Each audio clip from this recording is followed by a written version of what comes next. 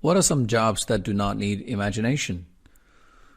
Well, it is actually quite hard to think of some jobs like this nowadays because our society has evolved to a level that intelligence power is much more important than labor power. But that doesn't mean labor jobs have disappeared. The first occupation that pops into my head is typists, who only need to type the written documents with a computer, not knowing what they actually mean. Postmen also do not need that much imagination. They just need to deliver the mails or packages according to the addresses. Another case in point would be street cleaners, since they just need to go along the road and put the trash in a bin when they see any. Will robots replace human workers? I don't think that is likely. It is undeniable that robots do have some advantages. They can work non-stop, which helps to reduce the cost for the companies, and they have very high precision and stability, neither of which human workers can compete with. But they have limitations too. No matter how advanced the robots are, they are fundamentally just programs, namely ones and zeros. They can only perform orders, but not able to create ideas. Let's take painting as an example. Today's computers can render images very effectively, yet I dare to say that none of them are equally as genius as the paintings that were produced during the Renaissance hundreds of years ago. So I strongly believe that with our creativity and imagination, human beings do have a place in the future.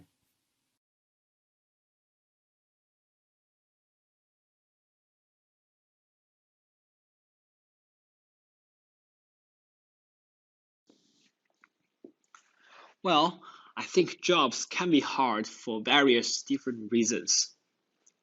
Some professions, such as concert pianist or surgeon, are difficult in the sense that they require a high level of skill that must be developed through many years of study and practice. On the other hand, jobs like police officer, firefighter, or soldier might not require such high skill levels, but they are known to be extremely stressful and sometimes traumatic.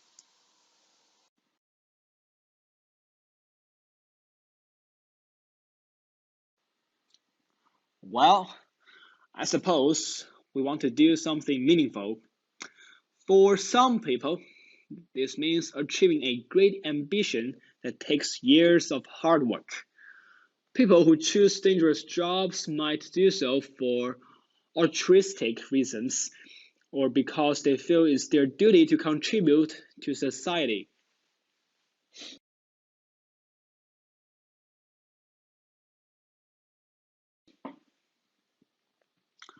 I would have to disagree with that all jobs are difficult.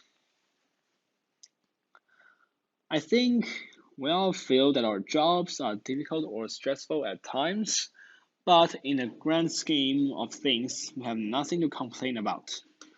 A tight deadline or a lost computer file are really just minor inconveniences when compared with the horrors of war that soldiers face or the life and death situations that paramedics see every day.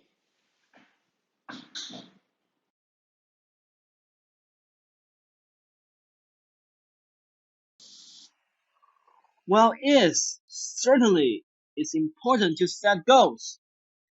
Goal setting marks your first point towards success. Firstly, take control of your life. When we don't set goals, we can spend our whole lives running up and down and not achieve anything. Secondly, getting maximum results. Top performers, world class athletes, and successful people all set goals. Finally, we have to motivate ourselves. When we set goals, we connect ourselves with our innermost desires. They help motivate us and give us something to strive for. This is especially powerful if we are not in a good place in life at the moment. Our goals help remind us of the things we love to redirect our focus away from the negative obstacles. So it is absolutely important for everyone to have a goal. I think that's all. Thank you.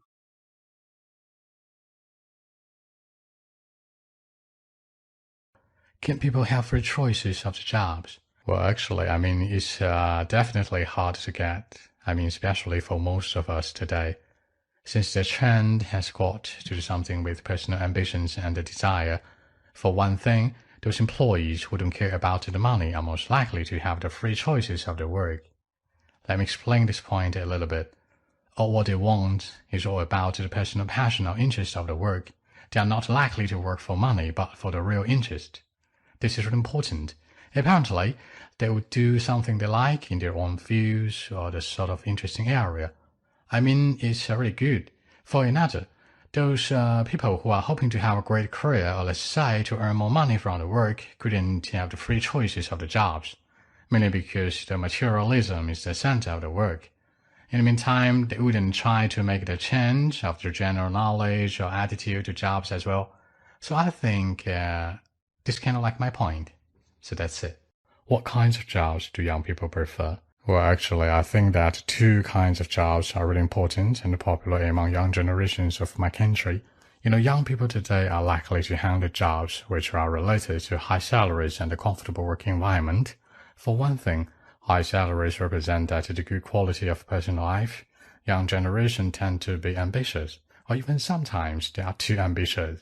They tend to work in an international company, or let's say a bright future position, such as like the engineer, a language translator, such, which are paid by the hour, 10 to 20,000 per month in general, at least.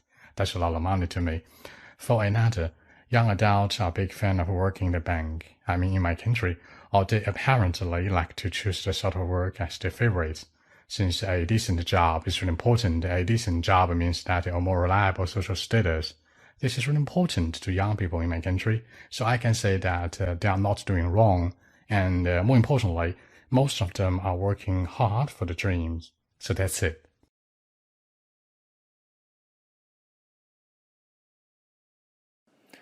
Do you think it would be beneficial to provide training to employees? I think the on-the-job training would be beneficial to both company and also the employee. Usually, managers of the company would utilize resources available to train, qualify, and develop employees' comprehensive working skills, broaden their knowledge, and also increase their working efficiencies and productivity. It will definitely benefit the employees themselves and also the company. What's more, it can also motivate staff to work hard because staff wants to wants to improve their job skills and advance their career, and it is a good way for them to gain a sense of progress and also achieve some ambitions. What are good things about working for a bigger company? Well, there are so many advantages in working for a bigger company. Firstly, people can earn a much higher salary in big companies, because these companies usually have good reputation in the field, and they could have repeated business, which lead to higher sales and larger profits. At the same time, this company focus on its own business, so it will invest these profits into the business and including its human resource. So it will pay much higher to recruit or retain top talents. At the same time, people work in big companies can get more training and development, because this company would like to invest more into its own business. So they would improve their trainings to motivate their staff, and also to improve their productivity. At the same time, these staff can benefit a lot from this training and get development. Another advantage of working in a big company may be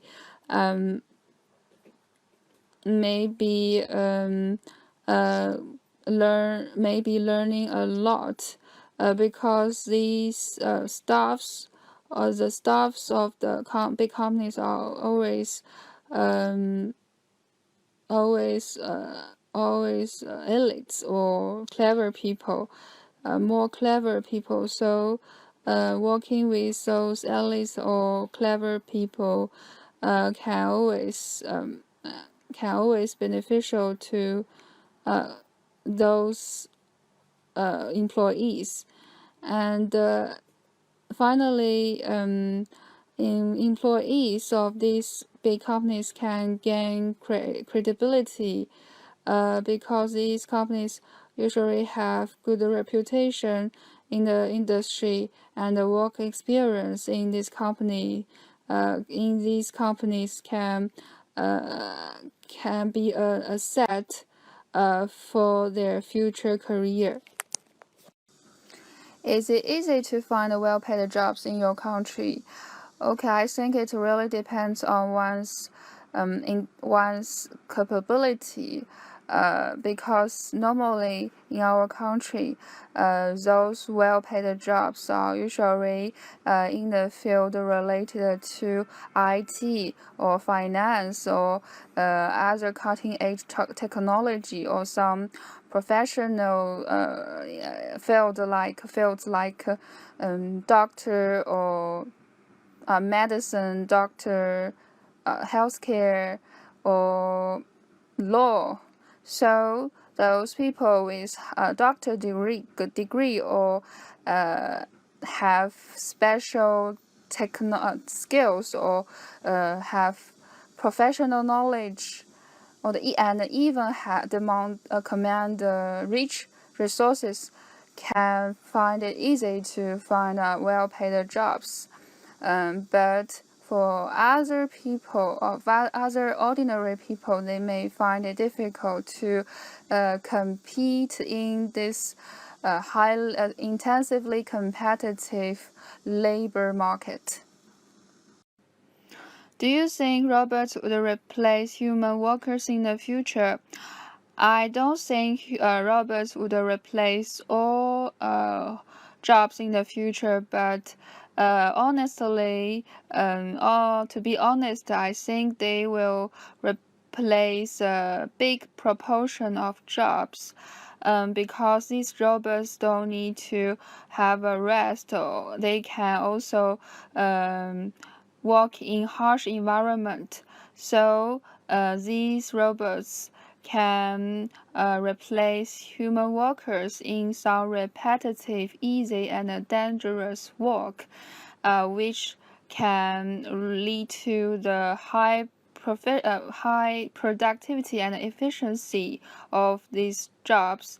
And at the same time, with the development of robots, new job vacancies will be created. For example, in the past, there were no computer programmers, but with the development of robots and other new technologies, computer programmers are becoming more and more popular. And in the future, those jobs which requires high creativity and also communication between human beings cannot be replaced by robots because these jobs requires qualities unique to human beings which cannot be learned by robots. What kinds of jobs are difficult to do? In my opinion, it really depends on individuals. For those students who just graduated from university, they may find it difficult to sell labors instead of their brains. They may they may be exhausted after a day's work. And in contrast, if you ask a migrant worker to sit in the office and compete with their colleagues with brains, they may find it difficult to do. And for me, the jobs that takes excessive time and energy and even risk our lives are very difficult to do. For example, police work, which needs to catch culprit, and policemen should put themselves in danger at any time. I think police work is difficult to do, and other work like doctors, especially those doing cardiac or brain surgery, are very difficult to do because that needs hours and hours exhausting work in the hospital. Why do people like to own their small business? I think the first benefits of owning a small business is the freedom to make decisions and make business plan, so they don't need to answer demands of their supervisors. They are not supervised by others. And secondly, they have flexibility in choosing when and where to work, especially the working hours. All the hours they work are for themselves. And last but the most important factors may be all the profits of this small business could be earned by the owners themselves. Why do some people keep changing their jobs? Well, the main reason I think forced these people to keep changing their jobs is their lack of job satisfaction. Of course, there are several causes lead to the lack of job satisfaction. The most common and basic one is the low salary, which cannot help them to cover their basic needs, so they are forced to seek new jobs to get a pay rise, and also the lack of sense of fulfillment, and also the lack of sense of improvements may lead to the lack of satisfaction. If the work of these people are not valued by their superior and they cannot get enough job trainings, they will feel that they cannot advance their career in the future, and they don't know what the meaning of their career, their job, to themselves, to the company, and also to the whole society. So they may choose to change their jobs in order to advance their career. and also seek the sense of fulfillment. And the other reasons like working environment, poor working environment, and poor relationships with colleagues and their supervisors may lead to the lack of job satisfaction. So they are forced to change their jobs in order to find a better place, a better environment. And in addition to get a pay rise and a promotion from the job hopping, these people can also increase their experience, which may benefit them in the future in their whole career life. And with the developing of information technology and transportation, they can also it is easier for them to find a new job.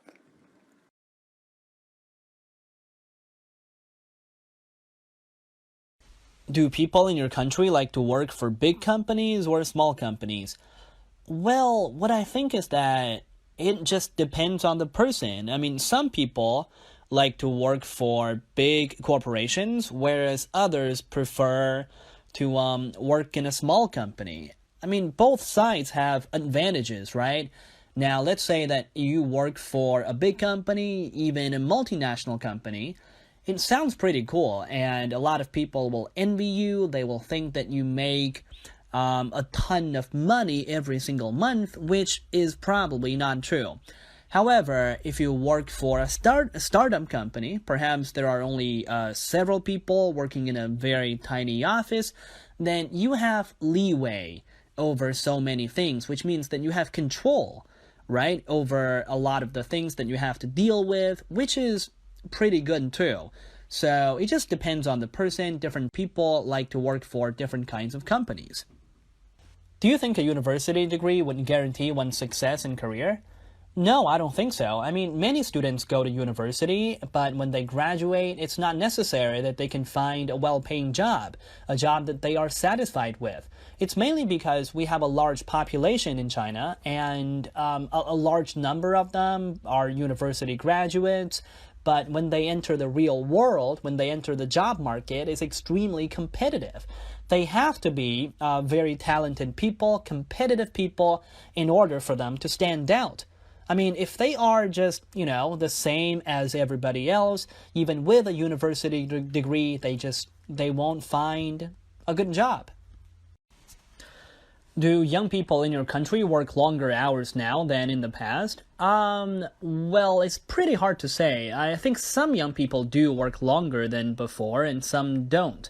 Let me think about it. I'd say probably the majority of people in their 20s, 30s, or early 40s probably work less than before, because when I think about it, I'd say most people 30 or 40 years ago would be working on a farm, and they would just have to work all day long. I mean, from very early in the morning, probably around 6 or 7 o'clock, until, 7 or 8 in the afternoon. So, I mean, that would come to like 12 or 13 hours a day. But most young people in today's society probably just, they just have 9-to-5 jobs, which means they only work for about 7 or 8 hours. Thinking about that, I suppose probably young people don't work as much as before. They have more leisure time. How can people get along with their coworkers? Yeah, that's indeed a very important issue with so many people going into the workforce every year. Yeah, a lot of people struggle with that. So some of the things that I can think of right now include saying hi to your coworkers every day, so that might leave a good impression. It might make everybody think that you're a really nice person, you're approachable, and they might want to hang out with you after work, so you can kind of strike up a relationship with your coworkers. And this is, I believe it's conducive to a lot of good things that might happen afterwards. Other things, well, I believe there are so many things that can be done to help us get along with our coworkers. So I believe just not being an asshole is really important, Probably, I'm not sure whether asshole is a good choice of word here in this context, but yeah, try to do that. Is it hard to find an interesting job in China? Well, honestly, can I say that I find this question a little weird? Because, frankly speaking, people's definitions of the word interesting might be very different. Some people might think that interesting means exciting and challenging. Perhaps what they do is, their job requires that they do something different every single day, every single week or month.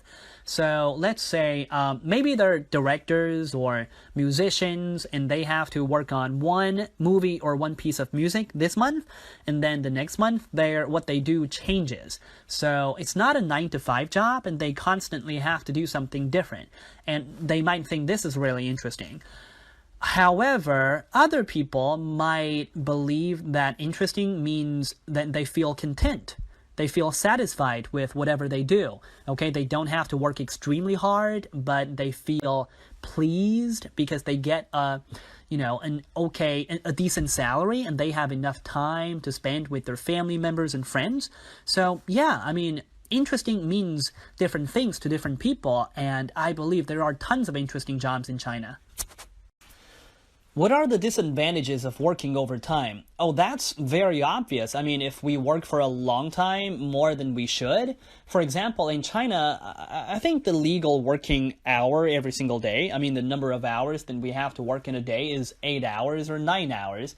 I'm not very sure about that. However, if we have to work a lot more than that, like 10 or 12 hours every single day, it absolutely takes its toll on our health. And if we are not healthy, if we contract the disease or illness or something like that, it will in turn affect our work. So this is a big problem. I believe that any manager, any boss of a company should let their employees just work 8 hours a day and then have plenty of rest so that they can totally recover from the tiredness. They can relax and recharge their batteries. That's the most important thing. What do you think of the sharing economy? Well, I think it's pretty good. A good example that quickly came to mind when you said sharing economy is shared bicycles, which is a big thing in China. I think one of the leading players in the market is Mobike, which has shared bicycles everywhere in China, in any major city. No matter where you want to go, you can find one of their bikes, scan the QR code, hop on it, and ride off. So yeah, I believe it saves people a ton of money because now they don't have to buy their own bike anymore. And also we have shared cars, which costs even more. If you buy a real car, it costs loads of money. But now if you don't really care about showing your social status by driving a specific kind of car, you can just drive a shared car, which I think is okay. So yeah, sharing economy is positive, I think. What kinds of jobs or work should not involve competition? God, I'm sorry, I don't know. This is a really difficult question. Well, some of the jobs that I can think of right now are teachers, salespeople, fashion designers, doctors, and nurses, and all of these professions involve some sort of competition, even if sometimes you don't want to compete with the rest of the people in your profession.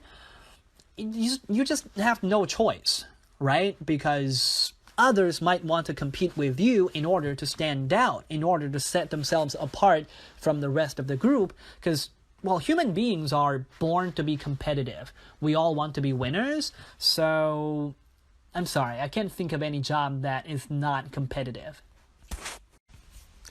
Why do people decide to set up their own business? Well, I believe there could be a multitude of reasons, but the first one that comes to mind is that I guess a lot of people are just fed up with working for other people. So, for example, you have a job, you have a 9-to-5 job, you have to go to your office every day and work there for several hours. because it's a 9 to 5 job, it's very likely that you have a boss. And if you are very unfortunate, perhaps this person is like a control freak, and you have to do everything your boss tells you to do. And sometimes if you make a mistake, you're very likely to be scolded. So this is something that nobody wants to see in their workplace, right? So if someone has a very strong personality and they're good at something, maybe they just want to start their own business and be their own boss and, go it alone. I think this is pretty good. Okay, the part 3 topic of jobs. Let's have a listen to sample 1. What are some jobs that do not need imagination? Well, it is actually quite hard to think of some jobs like this nowadays because our society... Yeah, good on him for using the word actually correctly here. Man, I hear so many people use this word wrong, in the wrong way.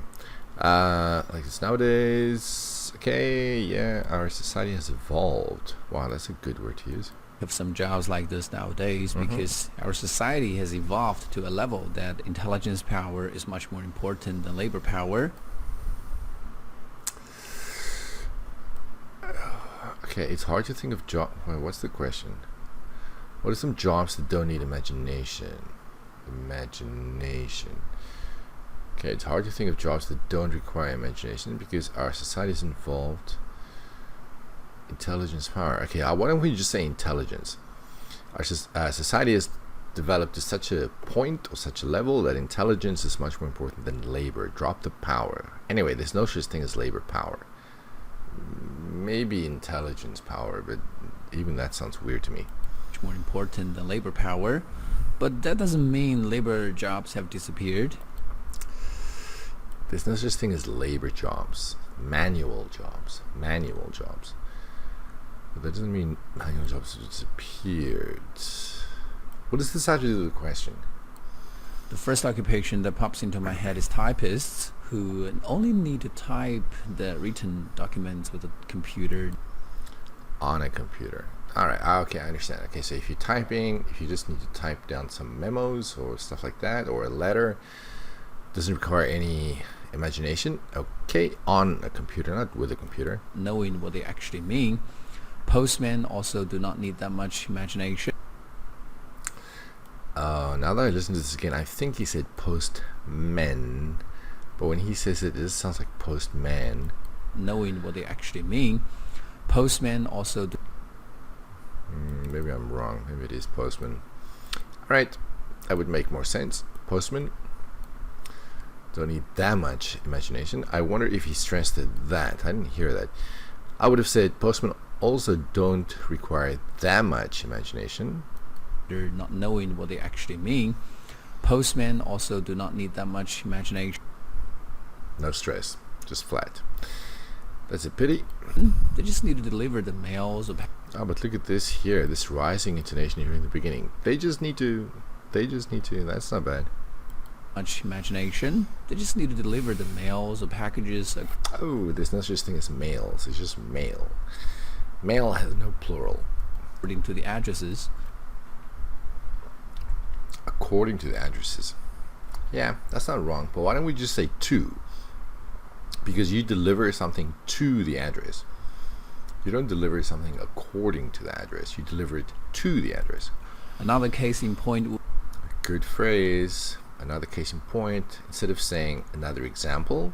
The street cleaners, since they just need to go along the road and put the trash in a bin when... Okay, here's some good intonation. They just need to go along the road and put the trash in a bin. They see any. Will robots replace... Oh, next question. Yeah, interesting that he regards manual labor as not requiring any imagination. But what about artisans? I mean, I don't want to argue with the guy, but if I was the examiner, I would say, what about people who make things with their hands? Artisans. Let's say you make jewelry, for example. Doesn't that require imagination? Anyway, just remember in part 3, the examiner might ask you questions about what you say. Okay, let's look at the fluency and coherence. We have markers like well, actually, like this, simple conjunction, because, and then this phrase here, but that doesn't mean, used to introduce the other side of the argument. Then we have the first, this phrase pops into my head. I don't love this phrase, but I guess it's okay. You have the pronoun they and the marker actually. We have also pronoun again, this used to introduce an example, another case in point, since and they. For the Lexis, evolved is a great word to use. Here where he said a level, might I just suggest that instead of a level, he says, because our society has evolved to such a level, such a level. I mentioned there's no such thing such as intelligence power or labor power. Intelligence is more important than labor. Drop the power. Labor jobs, these should be manual labor, but that doesn't mean manual labor has disappeared. Whoa, why is this red? This should be blue. I mean, the verb type is pretty common, but you don't hear people use the word typist a lot. This should be on a computer. Mail, there's no such thing as mails. And mail is not delivered according to the address. Mail is delivered to the address. For the grammar, we have the present perfect here, has evolved. Here we have a comparison, more important than. We have the present perfect again, have disappeared. We have a relative clause, who. And here we have not knowing where the subject is dropped. Subject being typists.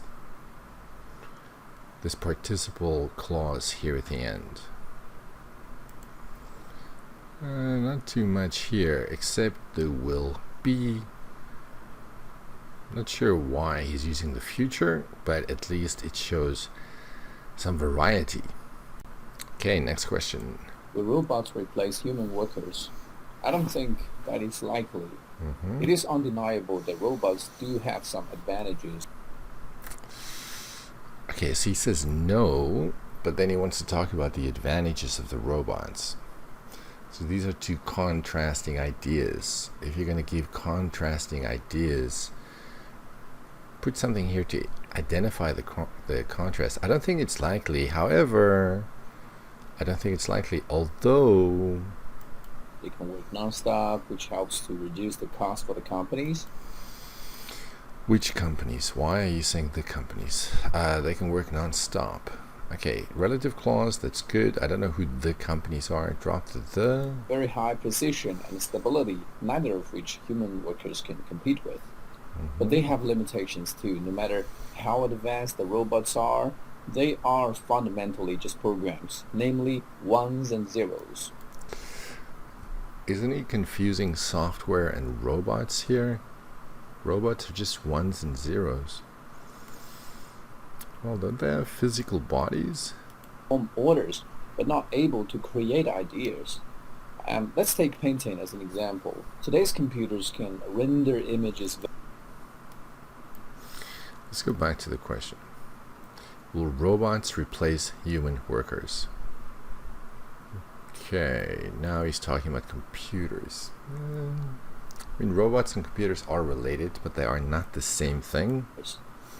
Let's take painting as an example. Today's computers can render images very effectively, yet I dare to say that none of them are equally as genius as the paintings that were produced during the Renaissance hundreds of years ago. I do like this sentence from a language point of view. I mean, look at this. Can render. Render is a great word. And look at the adverb here, effectively going with render. And this phrase, yet I dare say. Did he say yet I dare to say? Yet I dare to say that. Oh, that's a pity. Drop the two. So yet I dare say none of them, and this equally as genius. Great. Let's see. He knows the word Renaissance. That's great. Not a lot of people know this time period. Hundreds of years ago. So I strongly believe that with our creativity and imagination, human beings do have a place in the future. Okay. This sounds very much like a written answer, but definitely some good language in it. Okay, for fluency and coherence, as I said, these two ideas are not well linked. Nothing here shows contrast, so you could have used although or however. You've got the pronoun here. We have a simple conjunction, another pronoun, neither of which shows good referencing to precision and stability. Simple conjunction. We've got two. You have namely, referring to ones and zeros. The pronoun, conjunction, this phrase to introduce the example. It's a good phrase if he had just dropped the two. Yet I dare say. Here we have so and I strongly believe. For the Lexes, undeniable is a good word. We got precision, stability, those are both good. Maybe you think compete is pretty simple. A lot of people use competition, not a lot of people use the word compete. Fundamentally, yeah, that's about it here. The rest is pretty basic. Render and images go together so well. And then we have the adverb effectively going with the verb render. So these three words go together so well. Renaissance, great phrase. Strongly believe. I put this under fluency and coherence, but I'm putting this under Lexis also because strongly and believe go together so well. And here at the end we have this idiomatic phrase, have a place. For the grammar, whoa, what happened there? For the grammar, we have this relative clause, which helps to reduce. Drop the articles there. Here at the end, we have another relative clause. Now here, they can only perform. Perform is a verb, but not able. Where's the verb? This is an adjective. So the verb is missing, but are not able to create ideas. Here we have a simple modal, but hey, it counts. We have this comparative phrase, equally as genius, and here we have the passive, were produced. Alright, let's move on to sample 2. And the first question is, what jobs are difficult to do? Well, I think jobs can be hard for various different reasons. Okay, so giving a bit of a background here before getting into the answer. Some professions, such as concert pianist or surgeon, are difficult in the sense that they require a high level of skill that must be developed through many years of study and practice. Sometimes when he talks, it sounds really good and the ideas flow well into each other. But sometimes it feels like he pauses for no reason. On the other hand, Like here, before on the other hand, why is there such a long pause? practice. On the other hand, Okay, good marker. On the other hand, yeah. Actually, now that I see this, let's put a comma there. Okay, let's see what he says about police officers. On the other hand, jobs like police officer. By the way, when we go back to this, just a language point, some professions such as concert pianist or surgeon are difficult, right? Jobs like police officer. Okay, here we go, police officer. on the other hand, jobs like police officer firefighter or soldier might not require such high skill levels. Soldiers. I guess it depends on the soldier, okay. But they are known to be extremely stressful and sometimes traumatic. Okay, there's a good word here at the end. Sometimes traumatic. If something is very stressful and it causes you psychological distress, it's traumatic. I don't really... Jobs can be hard for various different reasons. So some are hard because they require a high level of skill, and some are hard because they're very stressful. See, if you just included this sentence, I think the answer would have been a whole lot easier to understand. So some are hard because of reason A. Oh no, he does say that. Some are difficult in the sense. Okay. So there are two reasons why jobs are hard. The first is they require a high level of skill. Second reason is they can be very stressful. Yeah, that's not a bad answer. Okay, for fluency and coherence, we have well, and we have I think. Then we have various different reasons. Like I said, we can drop the different. Various does mean that, but it's not wrong to say this, but it's not necessary to have various and different. We've got some professions. We have in the sense that, instead of saying because. We have on the other hand, we have like for the examples. We have such, referring back to the levels he talked about before. And we have the very simple word but as a conjunction there.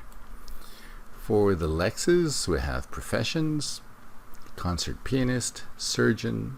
Those are all less commonly used. And here at the end we have traumatic. For the grammar, we have the modal must, and we have the passive structure be develop skills that must be developed through blah blah blah blah blah.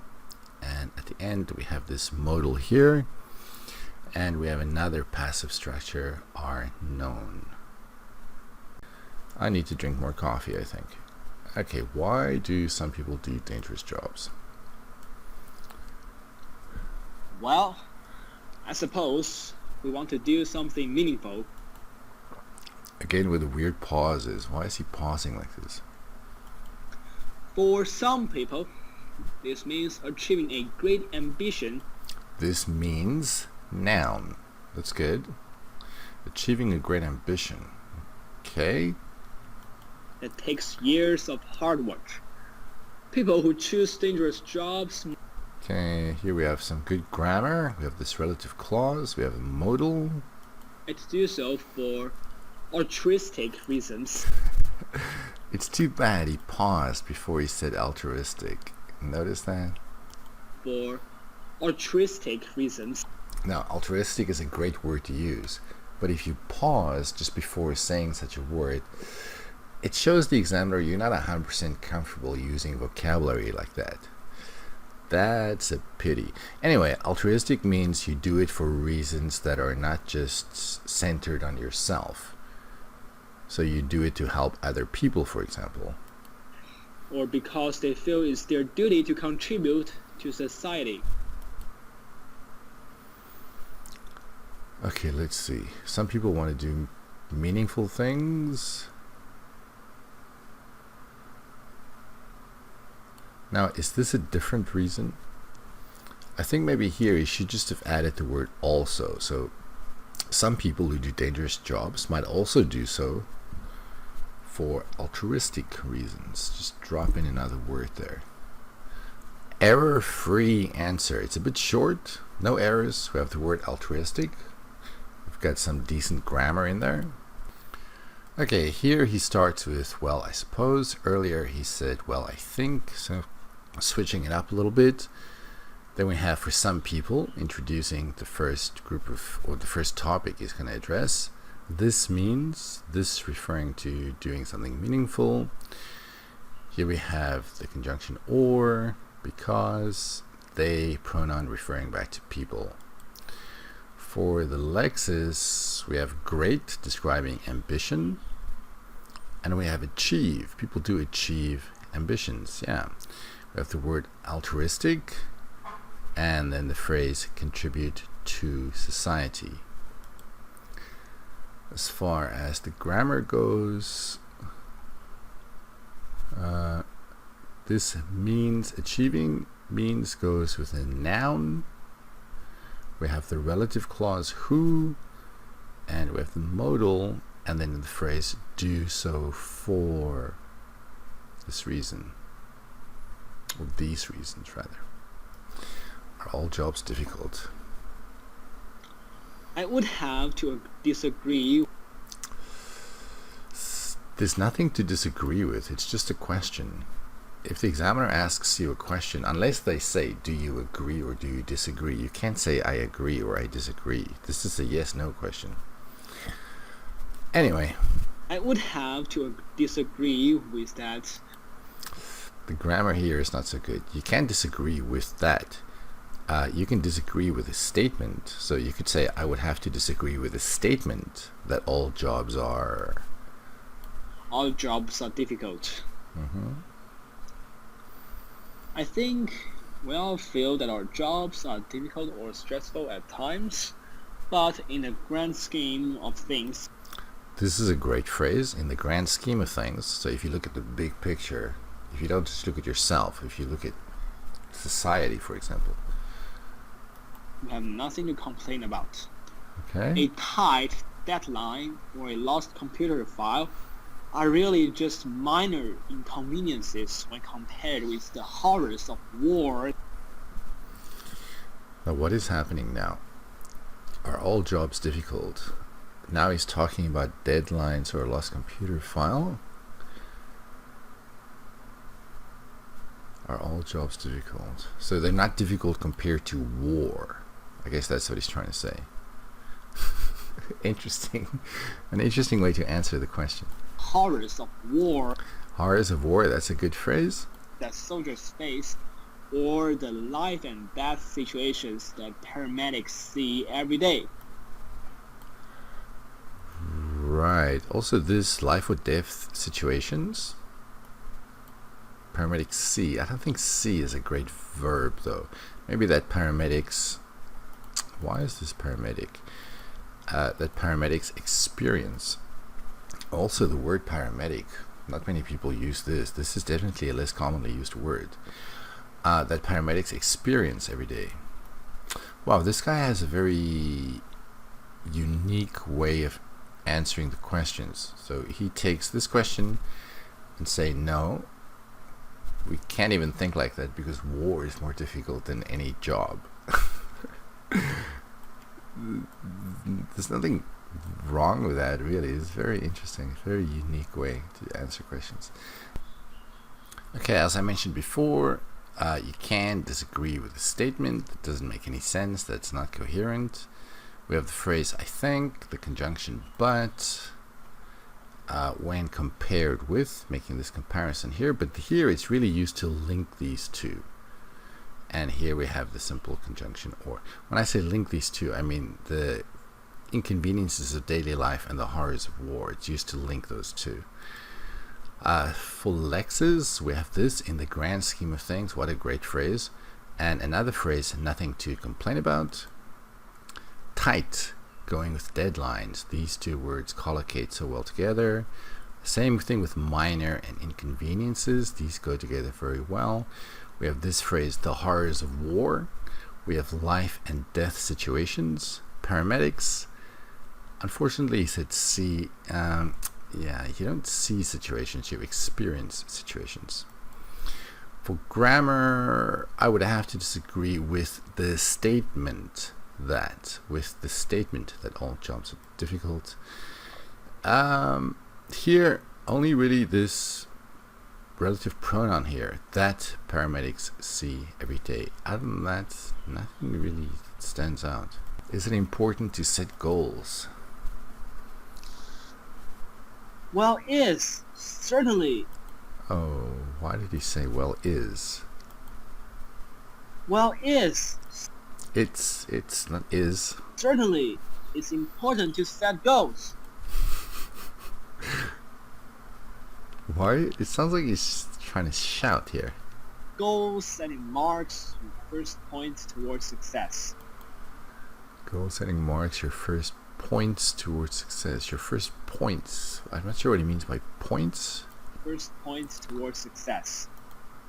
Does he mean first step? Marks your first step towards success? Firstly, take control of your life. When we don't set goals, we can spend our whole lives running up and down and not achieve anything. Running up and down. Running up and down. Okay, running up and down, it means like doing things that seem to make no sense, things that have no specific purpose. Secondly, getting maximum results. Why is there a pause here? And also, what does this sentence mean? Getting maximum result. I don't know what that means. Getting maximum results. Nope. Top performers, world-class athletes, and successful people all set goals. Mm-hmm. Finally, we have to motivate ourselves. Mm-hmm. When we set goals, we connect ourselves with our innermost desires. If I can make a suggestion, why don't we drop the ourselves, which is we connect with our innermost desires. Innermost, great adjective for desires. They help motivate us. Like, why are these pauses? Why is he pausing after desire? Most desires. They help motivate us and give us something to strive for. So strive for. Strive is a great verb to use. Strive, the thing that you want to achieve. Okay. This is especially powerful if you are not in a good place in life at the moment. This is a great phrase. In a good place. So if you are not happy with your current situation, you are not in a good place. That's terrific. Our goals help remind us of the things we love to redirect our focus away from the negative obstacles. Ooh, it's obstacles. Obstacles. Now look here, there's redirect. That's good. And negative obstacles. There's no such thing as negative obstacles. Redirect, very good, but just from obstacles. And why is there a the? So redirect our focus away from obstacles. There's no the, there's no negative. Because there are no positive obstacles. They're all negative. So it is absolutely... Again, did he say is here? So it is absolutely important for everyone to have a goal. I think that's all. Thank you. Okay, there's a little summary here at the end. Don't include that. Don't include that's all. Don't include the thank you. Let's see. Okay, this is sample 3. Yeah, this guy, unique. Some good language, some good grammar. Weird pauses, but definitely some useful language being used here, and some very interesting ideas. We have this opening phrase to introduce his opinion. We have firstly, we have when, we have secondly. This is in red because I don't know what he's trying to say here. It's not coherent. We have finally, and we have when. Now here I underlined us and us because I thought there was a better way of saying this. So he could have said we connect with our innermost desires, motivating us and giving us something to strive for. I just thought maybe you could switch this up a little bit. Motivating us and giving us something to strive for. For Lexus, here we have a little mistake. Instead of saying it's, he said is. Marks is a great verb to use, but it goes with the wrong noun. It should be steps, not points. Take control is a good phrase. Now earlier, when I talked about what he said, I said up and down means to just like run around and not really know what you're doing, but that's what he should have said. He should have said running around, not running up and down. It should be run around. World class is a great adjective to describe athletes. Connect, we connect, drop the ourselves. Innermost is a great adjective to go with desires. Strive for is also a great phrase. We've got the adverb especially going with powerful. We've got redirect as a verb. Negative, no, there are no positive obstacles. All obstacles are negative in a sense. Here again, you should have said it's. Absolutely is a great adverb to go with the adjective important. For the grammar, nothing really. Nothing. And here we have an if structure. If we are. Alright, let's move on to sample 3. Can people have free choices of the jobs? Can people have free choices of jobs? I'm not 100% sure what this question means. Are people free to choose the job they want to do? Jobs? Well, actually, I mean, it's definitely hard to get. It's hard to get. Get what? Get the job you want? I'm a little bit confused. Definitely hard to get. I mean, especially for most of us today. Since the trend has got to do something with personal ambitions and the desire. What trend? What is he talking about now? He doesn't mention any trends here. What's the trend? I don't know. Ambitions and the desire. For one thing, The desire to do what? I don't know. those employees who don't care about Those employees?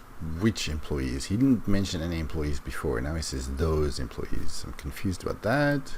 those employees who don't care about the money are most likely to have the free choices of their work. Again, this phrase, free choices of the work. I don't know what that means. Does that mean you can have any job you want to do?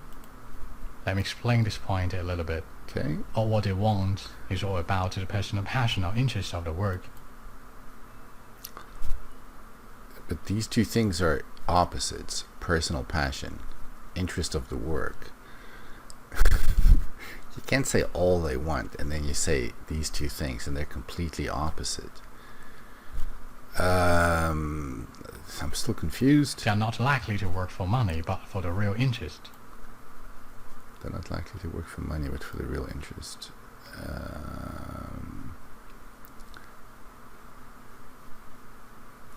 The question is, can people have free choices of jobs? I don't know what is happening here. What is he saying? For the real interest. This is important.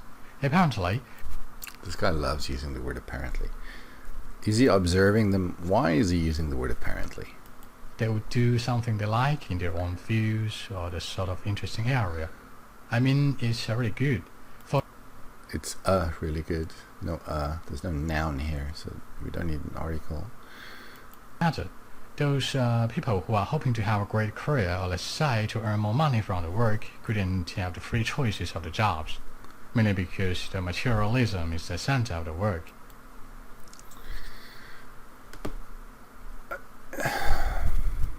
I don't know what to say. For another. Well, for another means you are gonna give another reason. I don't know if this is a reason. I think this is another group of people. So you can't say for another. For another is used when you are listing reasons or something like that, not when you are moving on to a different topic. People who are hoping to have a great career, let's say earn more money from work, couldn't have the free choice of the job. So they are limited in their choice of job, mainly because the materialism is the center of the work. Materialism is the center of the work. I don't know what that means. Does that mean the purpose of having a job is to earn money? Because that is basically what a job is. Of the work. In the meantime, they wouldn't try to make the change of their general knowledge. They wouldn't try to make it a change. Did I hear that right? Make the change of their general knowledge. Try to make... No, you said the change. They wouldn't make the change. They wouldn't try to make the change of their... I mistyped that. Make the change of the general knowledge. I don't know what that means. Does that mean they wouldn't try to acquire more general knowledge? Make the change of the general knowledge. To make the change of their general knowledge or attitude to jobs as well. General knowledge about jobs? Again, I'm confused. So I think this is kind of like my point. So that's it. I'm very confused. This guy is very popular. A lot of people listen to his answers. I find them very difficult to understand. Okay, so the question was about people's ability to pursue their dream job. So I'm not quite sure what the "it" is referring to. It's hard to get. I'm not quite sure. Here he uses the word especially, but especially is used when you want to narrow down the specific group that you're talking about. So you can say especially and then you say for most of us, because most of us is not narrowing it down at all. Moving on. When I did the video, I said I couldn't understand why he said for another here. That's because I kind of missed that earlier he'd said for one thing, and he does use these phrases to give reasons. So there's absolutely nothing wrong with this. I missed this, the fact that he said for one thing. Okay, so used to introduce reasons. But then he goes on to say those employees. Which employees? Nothing is mentioned before, so why use the word those? Then he has this phrase, let me explain this point a little bit. That's pretty good. They presumably are the employees. They is repeated here. Here he uses the word apparently. I don't know why he's doing that. Here's they again. I didn't highlight this. Maybe I should, just to be consistent. Do something they like in their own views. I don't know what this means. That's why it's red. The sort of interesting area. Again, I don't know what that means. It's not coherent. Message is lost on me. Here's the for another.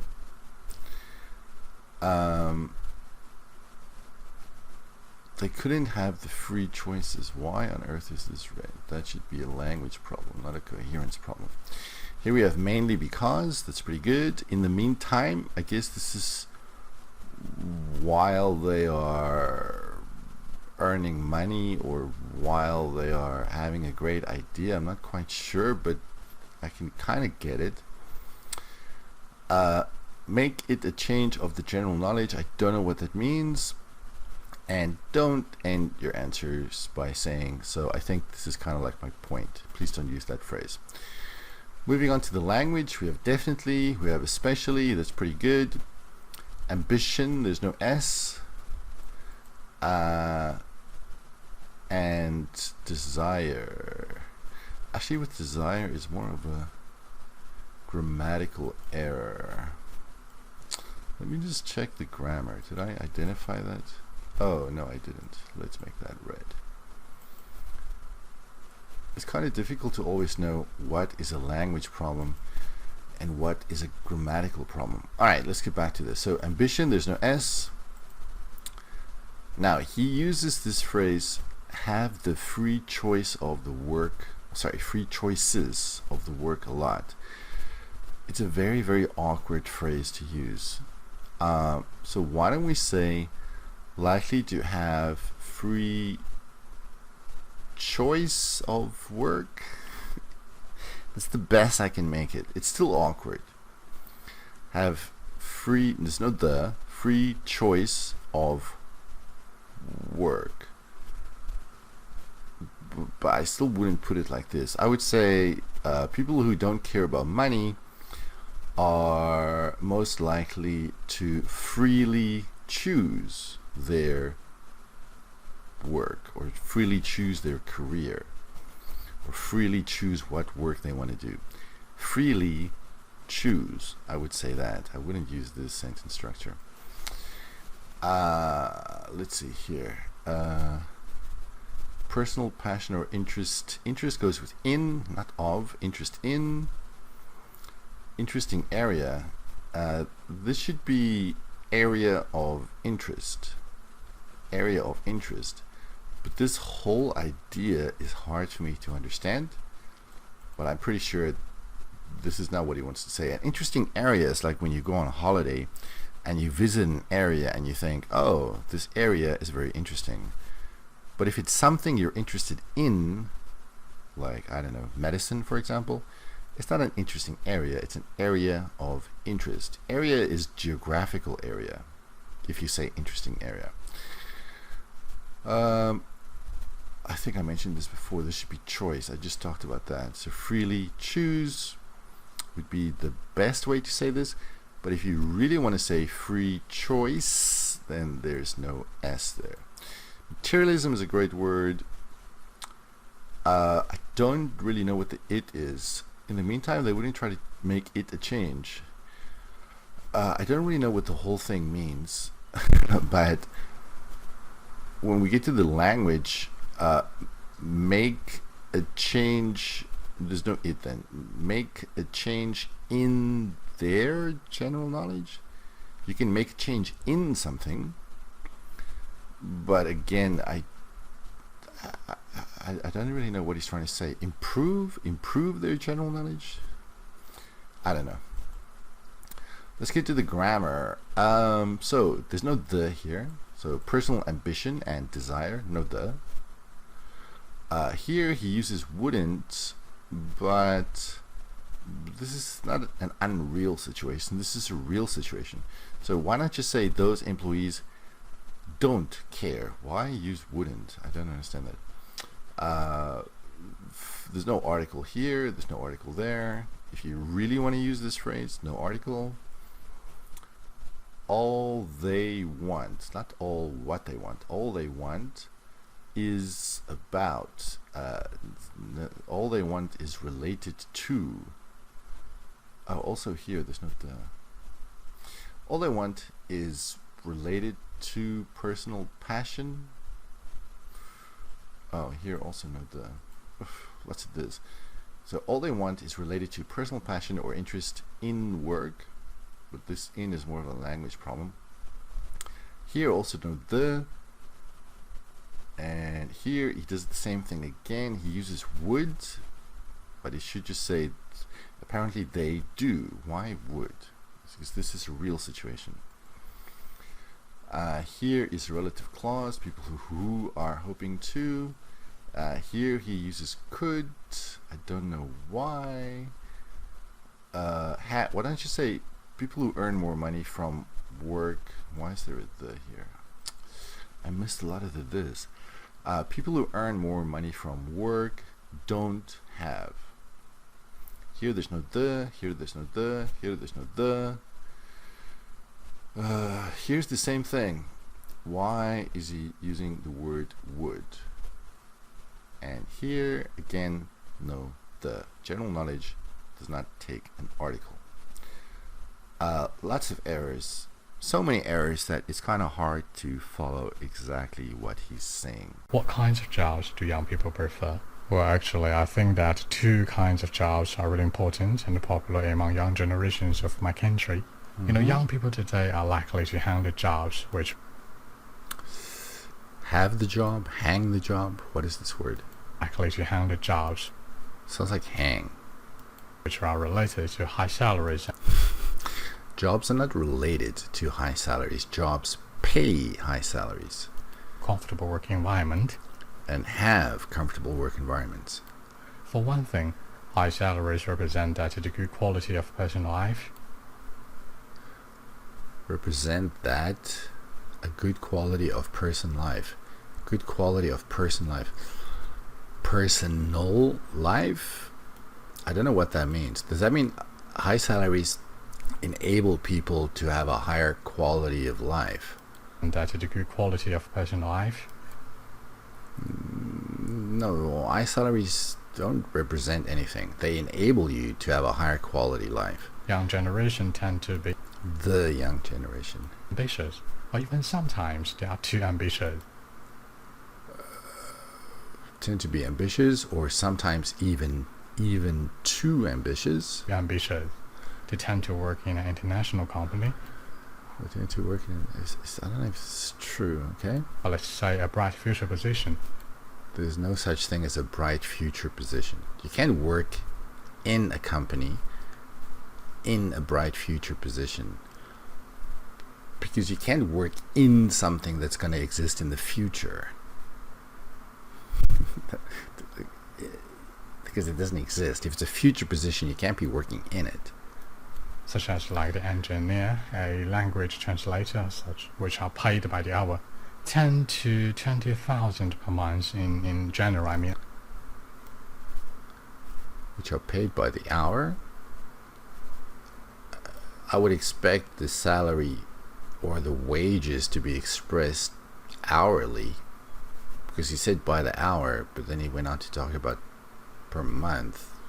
Okay. general, I mean at least. That's 10 to 20,000. I don't know what the currency is. Okay. money to me. For another, young adults are big fan of working the bank. Big fans, because it's adults, so they can't be one fan. Adults are big fan of working the bank.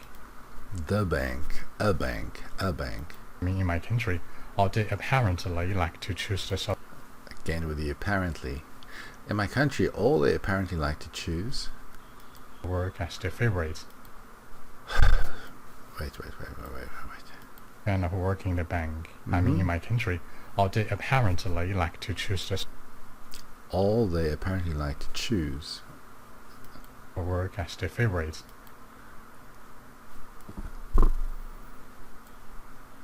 I need to listen to this again. In the bank. I mean, in my country, or they apparently like to choose the sort of work as their favorite. All they apparently like to choose is the subtle work. I don't know what subtle work is. Is that like... Okay, let's hear the example. Since a decent job is really important, No, there's no example. Subtle work.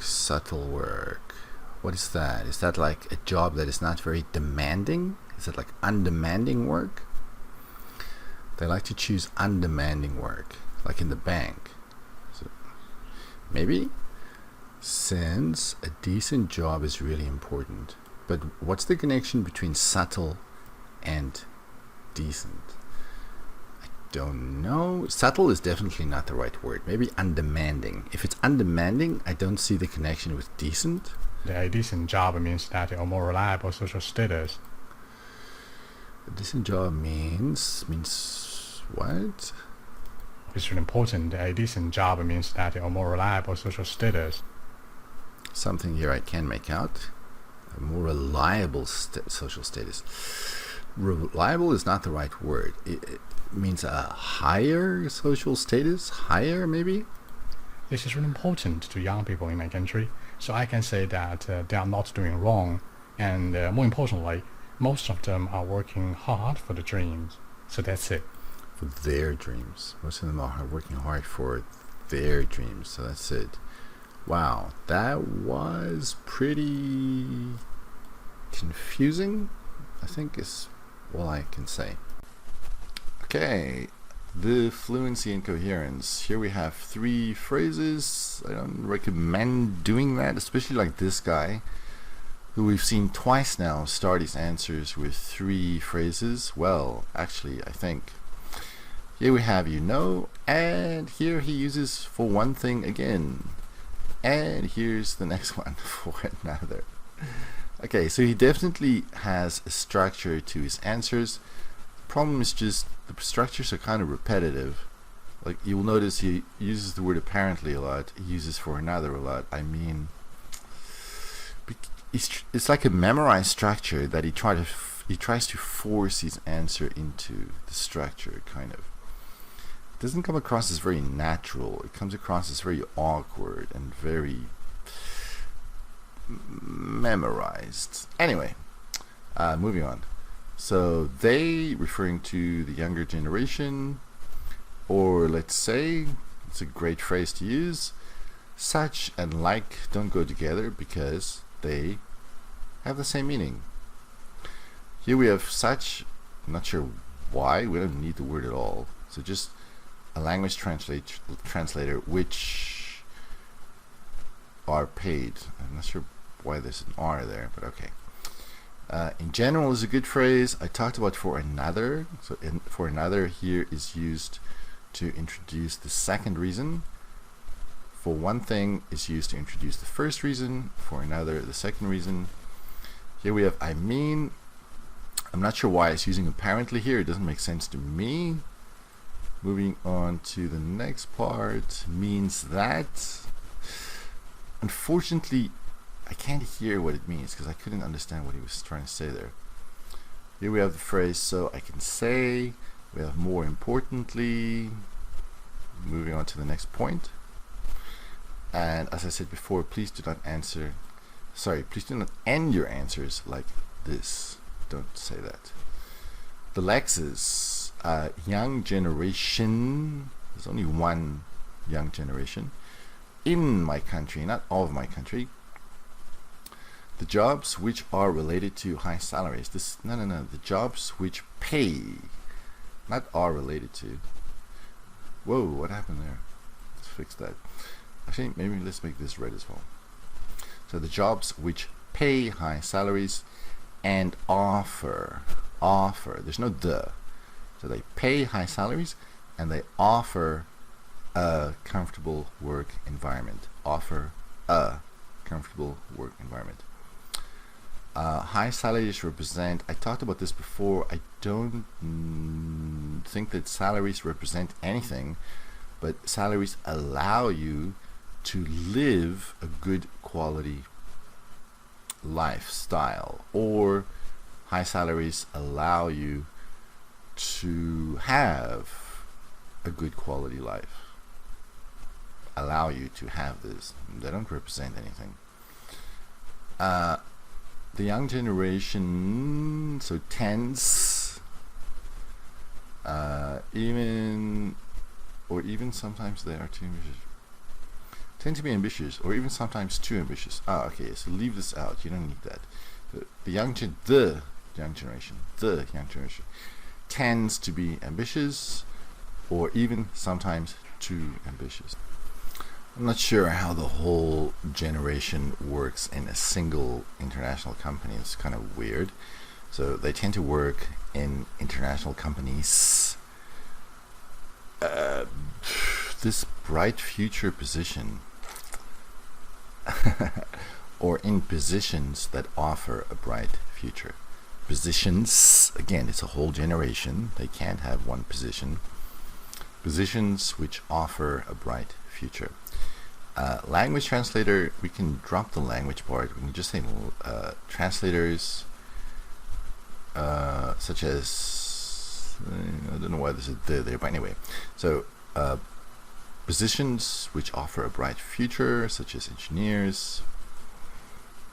Maybe we should make this plural. Engineers, language translators.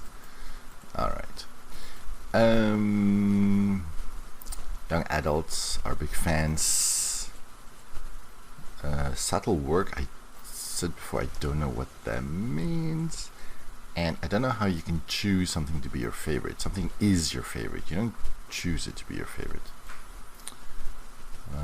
Reliable social status. I don't know what that means. Higher. A decent job means a higher social status, not reliable. That's not the right adjective. They're not doing anything wrong, working hard for their dreams. The grammar. This should be the young generation. There's an article missing. There's only one young generation, so it's the.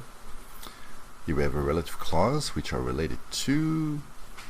I mean, grammar-wise, it's right. But if you look at the actual words, they're wrong. That's why for the lexes I made this red, but for the grammar it's okay. Here we have the for some reason. I don't know why. It's not a specific environment, so it should just be a. Represent cannot be followed by the word that. Represents a noun. So know that. So you could say represent a good quality something something something, although in this case again the language is not right, but grammar wise there should be no that. Here, as I said, it should be the, because there's only one young generation. Here we have a relative clause, and we also have a passive structure, which are paid. Nothing much here, except here, fan of, this should be a noun.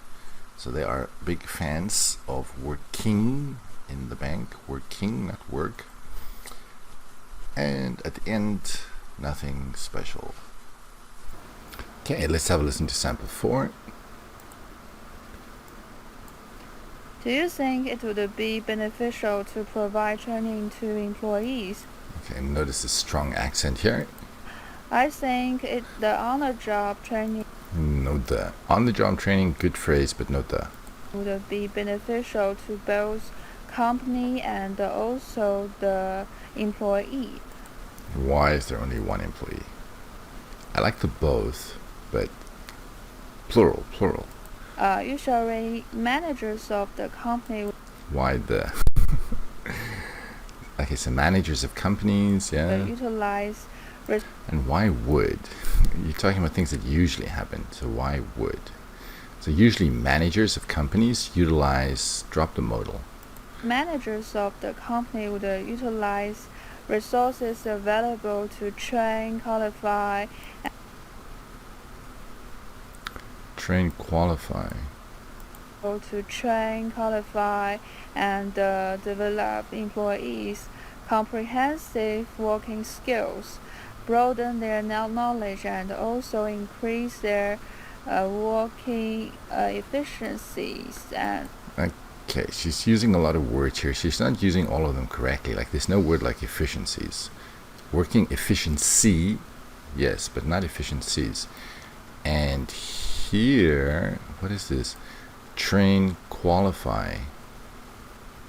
I'm not sure qualify is the right verb here, because what does this verb go with? Qualify what? Qualify working skills? No. Qualify knowledge? No. So I don't know what. I can understand the train. You can train certain things, you can develop certain things, but qualify doesn't have any noun that it goes with. Okay. employees themselves and also the company. Also the company. Benefit the employees themselves and also the company. Okay, I get that. She's aiming very high, but she can't quite use all the vocabulary in the correct way. Themselves and also the company. What's more, it It's a good phrase. Introducing an additional point. can also motivate staff to Now, what is the it here? It can motivate staff. What is the it?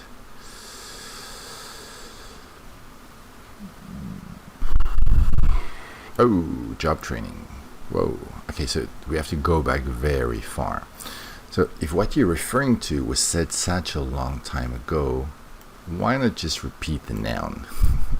So training can motivate staff. Just use the proper noun here. motivate staff to work hard.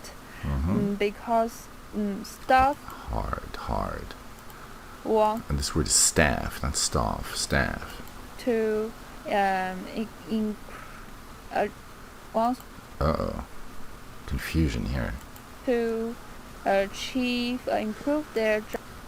Okay, so there was a lot of hesitation here, and then she goes from achieve to improve, and it's confusing. Did you say improved or improve? Improve their job. Nah, I think it's just improved, not improved. Let's get rid of the D. Improve their job skills. Improve their job skills and advance their career. Here are some good verbs. Look at this here. Achieve. Well, maybe not achieve. That's the wrong one. Improve, going with skills, and advance career. some good collocation. You can advance your career. You get promoted. You move up the ladder. Advance their career, and it is a good way for them to gain a sense of progress. Again, here's some good collocations, or a good collocation. Gain goes very well with sense of something, sense of progress.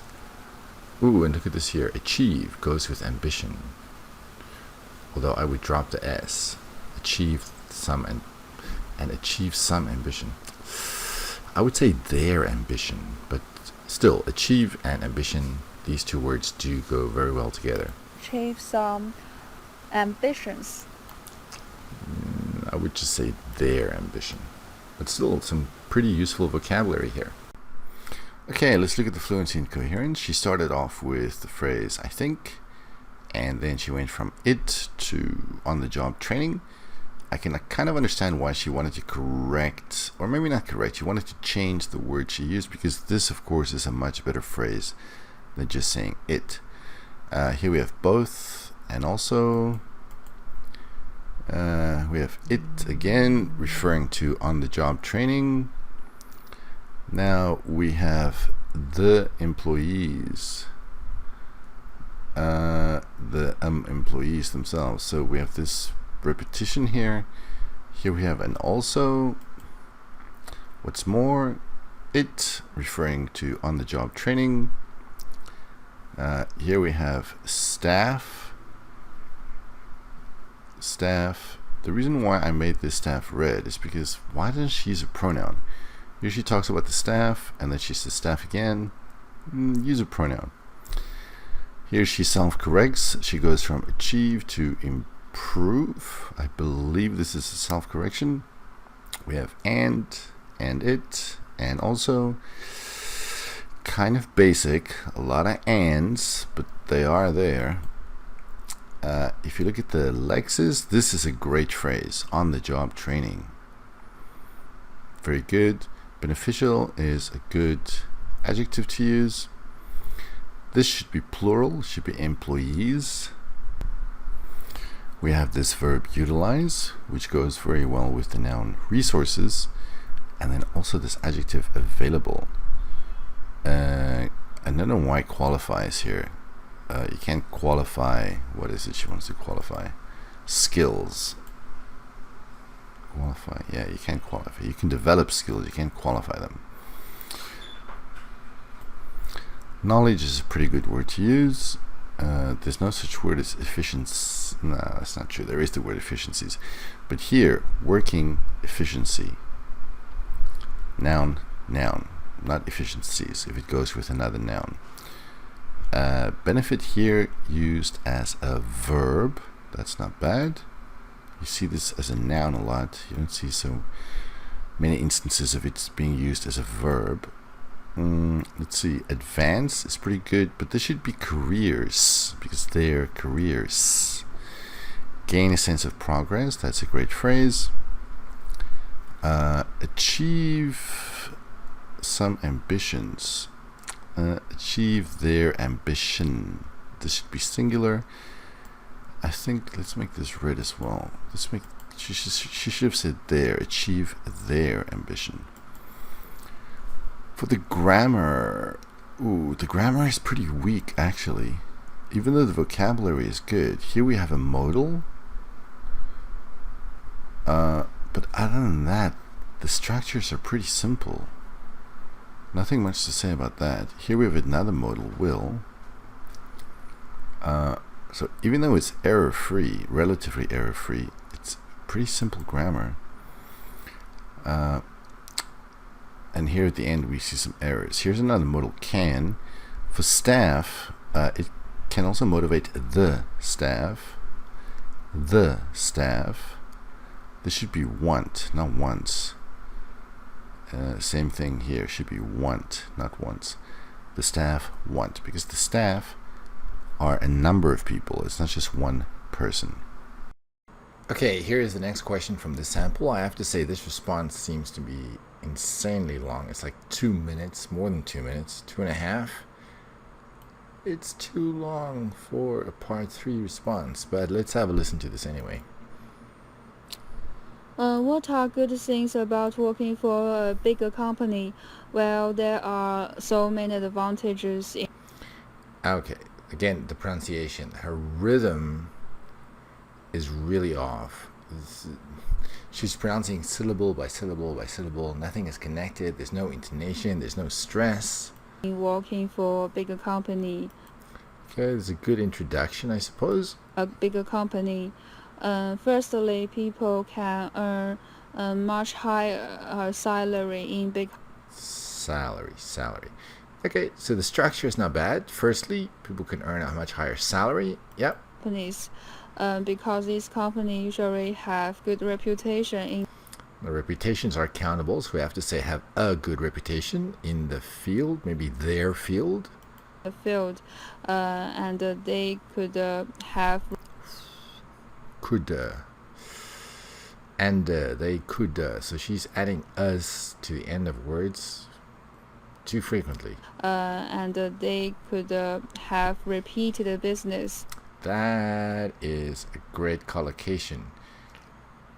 But unfortunately, she says repeated business. It's repeat business, not repeated business.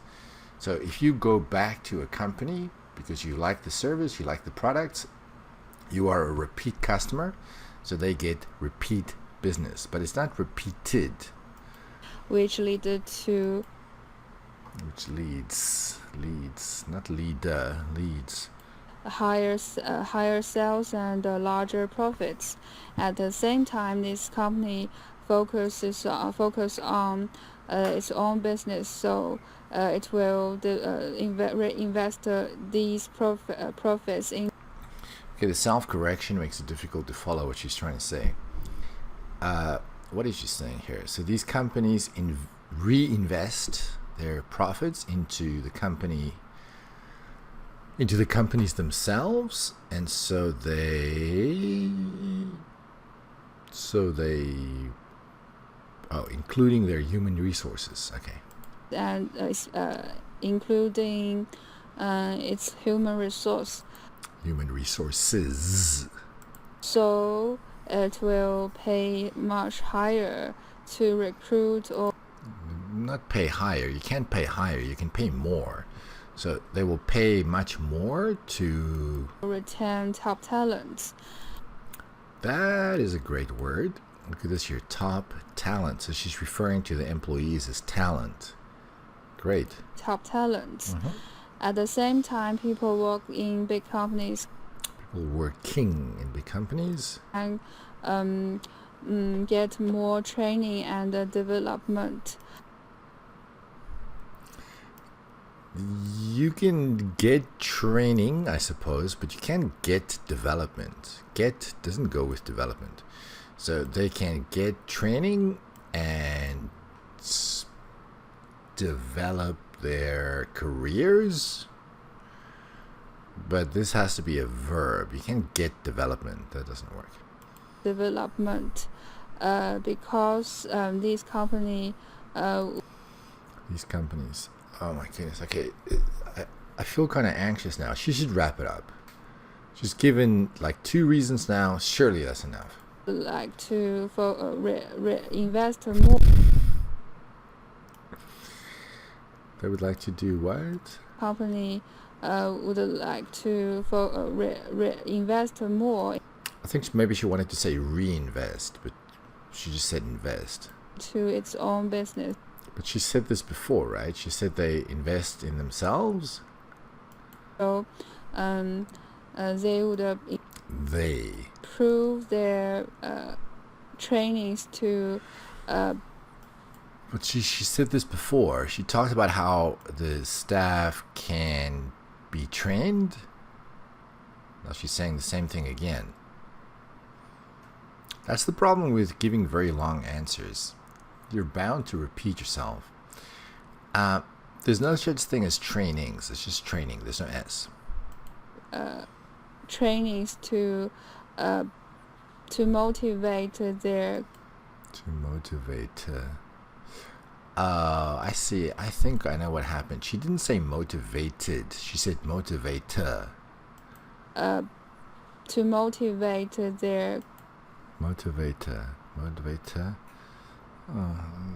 Yeah, well, she didn't say motivated. She's just adding us at the end of too many words. Okay. to motivate their staff, and also to improve their productivity.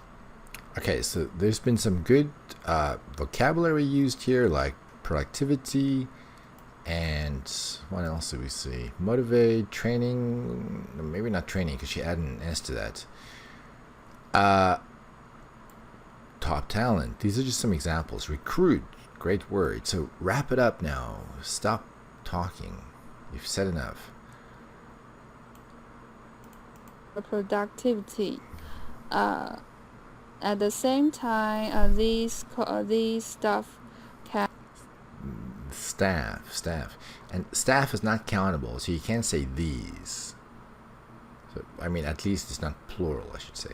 You can't say these. So the staff can benefit, not the staff. The staff benefit a lot from this training, and same thing with training. You can't say these training because this is well, in the case of training, it's not a countable noun. So the staff benefit a lot from the training. benefit a lot from this training, and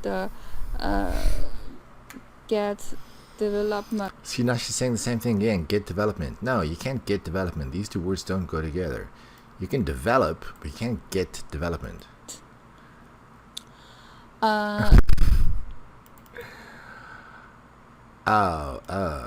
Oh no, honey, you should. I'm sorry for calling her honey, but you should really think about not talking for such a long time. Another advantage of working in a big company may be So what? All of this was one advantage?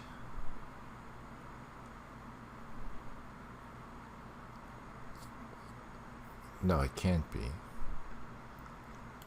Two advantages. Here's the second one. Alright, so this is not the second advantage. Okay, let's see what she wants to say. advantage of working in a big company may be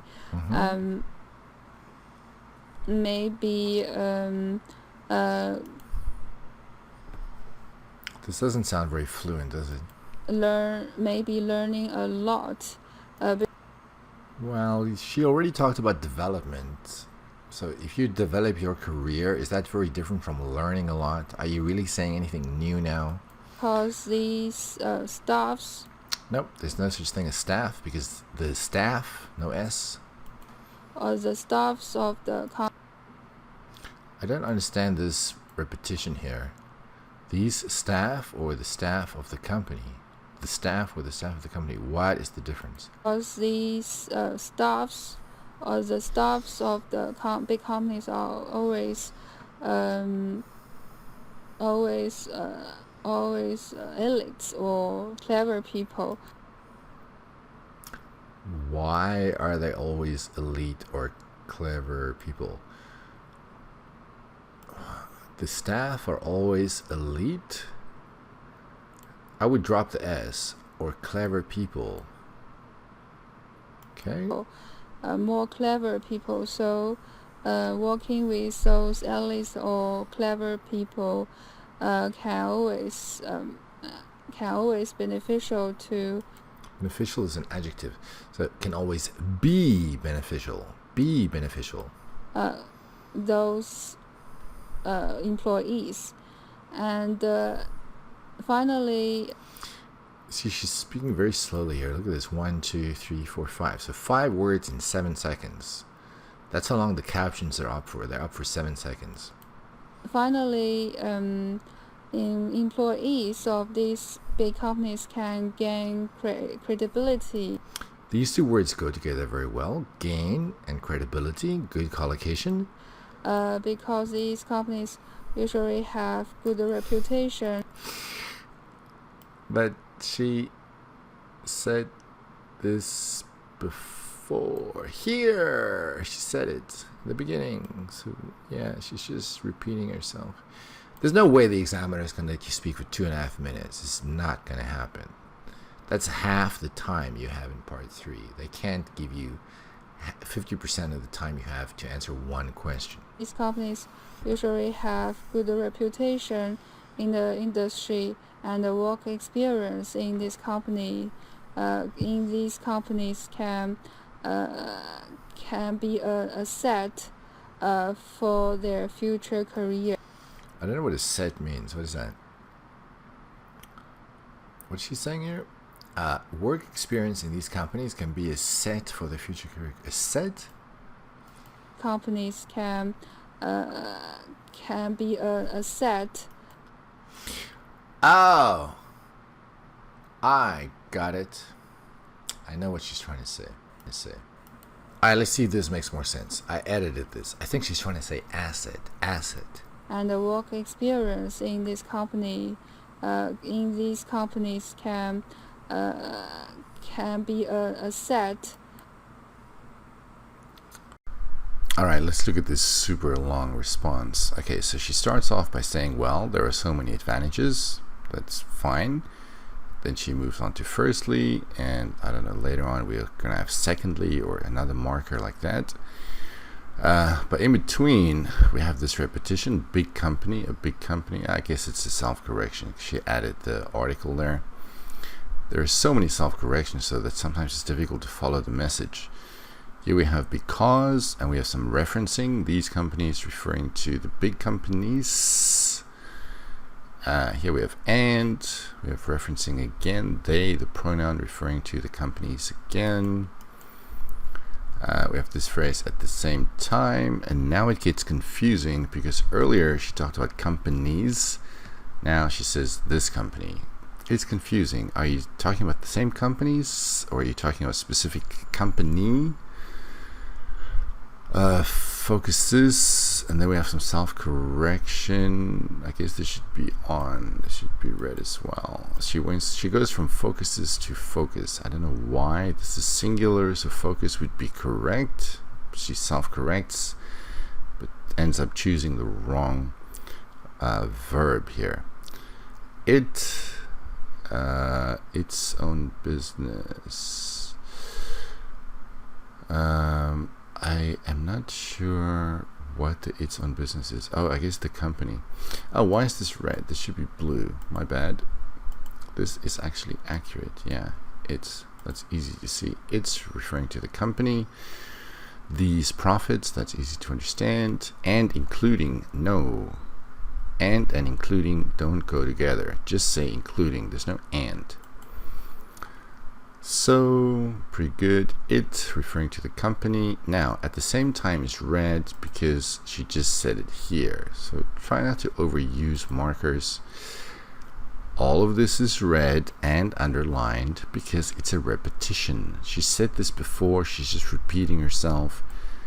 Same thing here. All of this is just repetition. Okay, let's move on to the next point. She introduces this with the phrase, another advantage. Too many ums and uhs here.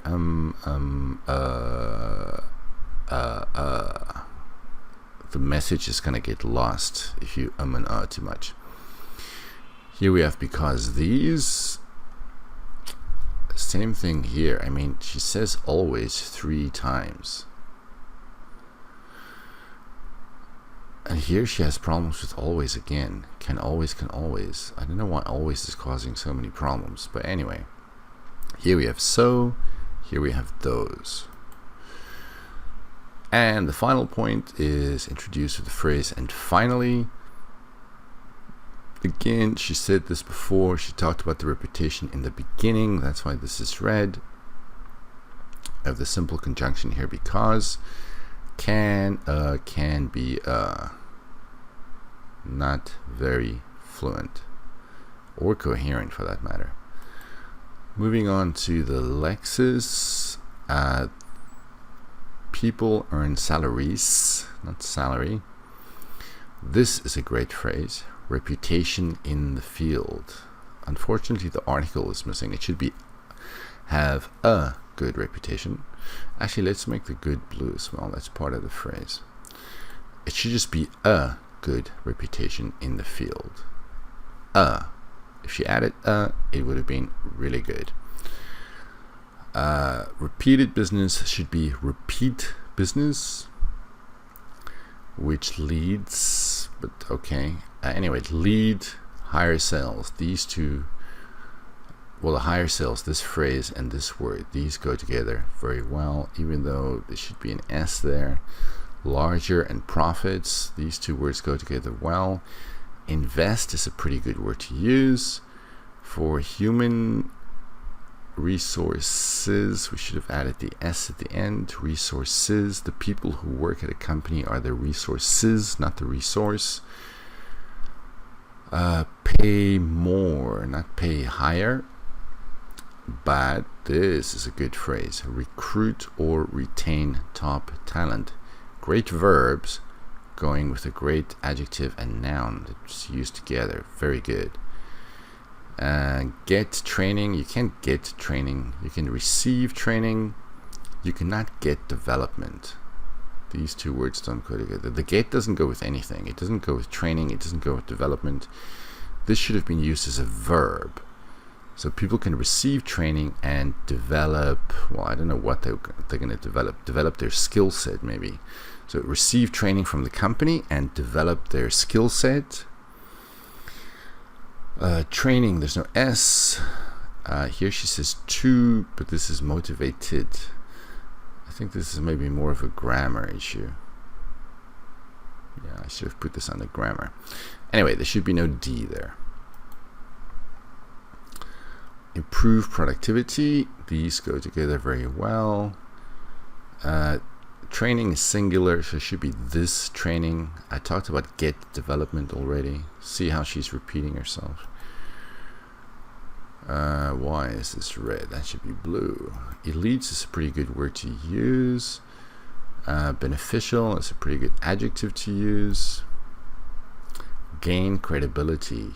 Very nice collocation. These two words go together very well, as do good and reputation. They go together very well also.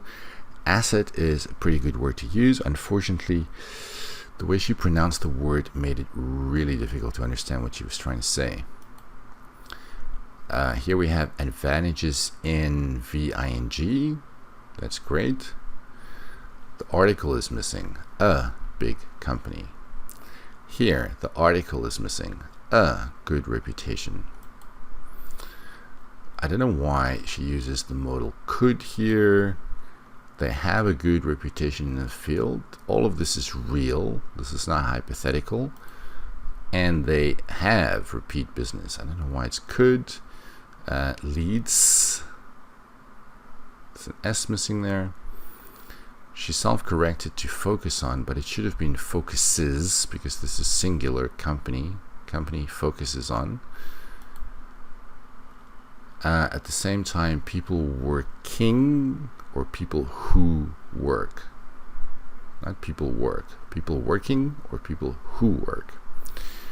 Here she's using would correctly, because this indicates people's intention. Now here she uses would, but here she uses it wrong, because here she's talking about ability. So she could have said these companies would like to invest more in, actually this company, I'm sorry, this company. Why is it singular? I'm confused now. Company. Okay, let's imagine it's companies. Okay, these companies would like to invest more in their own business so they could improve, because here she's talking about ability. She's not talking about intention. So this should be could.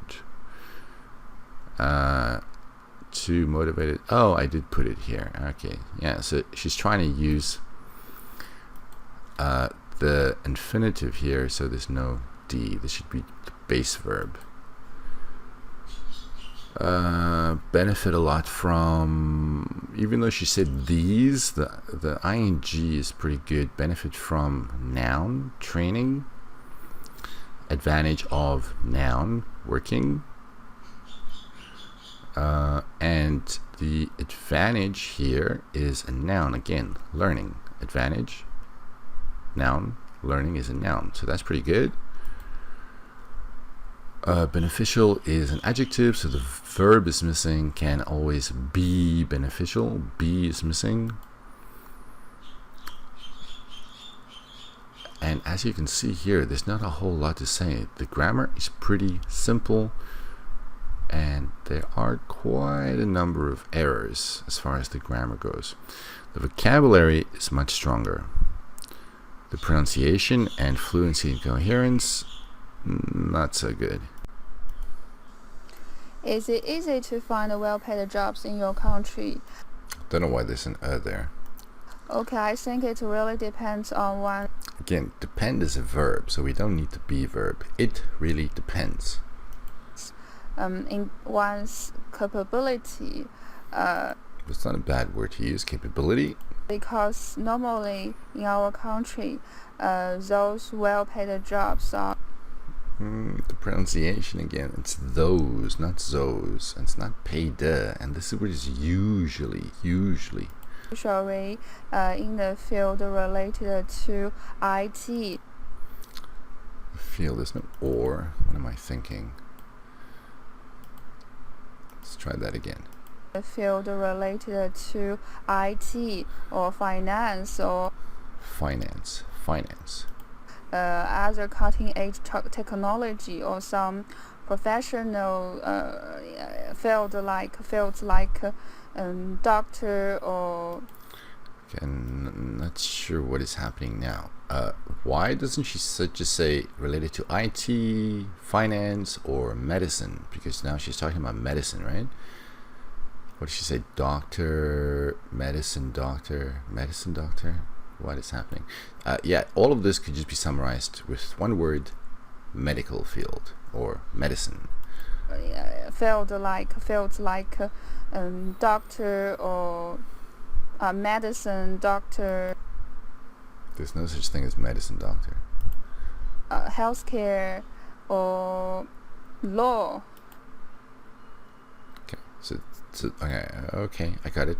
Okay, so IT, finance, medicine, or law, and to put it together with these here. Okay. So those people with a doctor degree. I don't know what this means. Is this a medical degree? Is she talking about?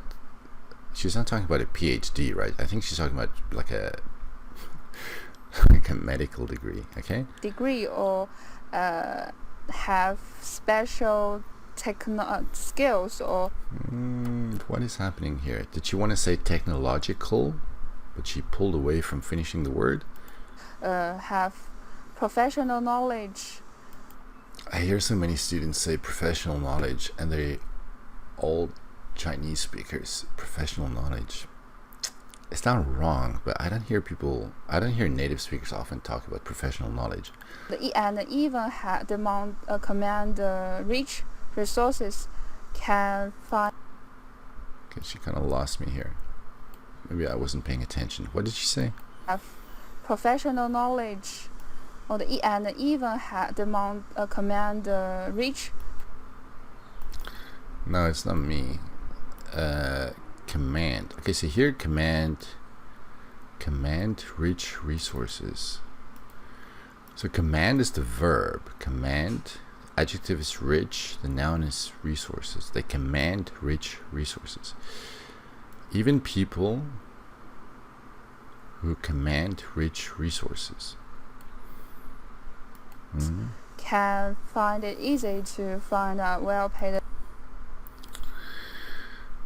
Can find it easy. People who command rich resources. I don't know what rich resources people command. Countries, I suppose, can command rich resources, or maybe companies can command rich resources. I don't know what rich resources people have, unless you're like a farmer who owns a lot of land. Find it easy to find out well-paid jobs. To find.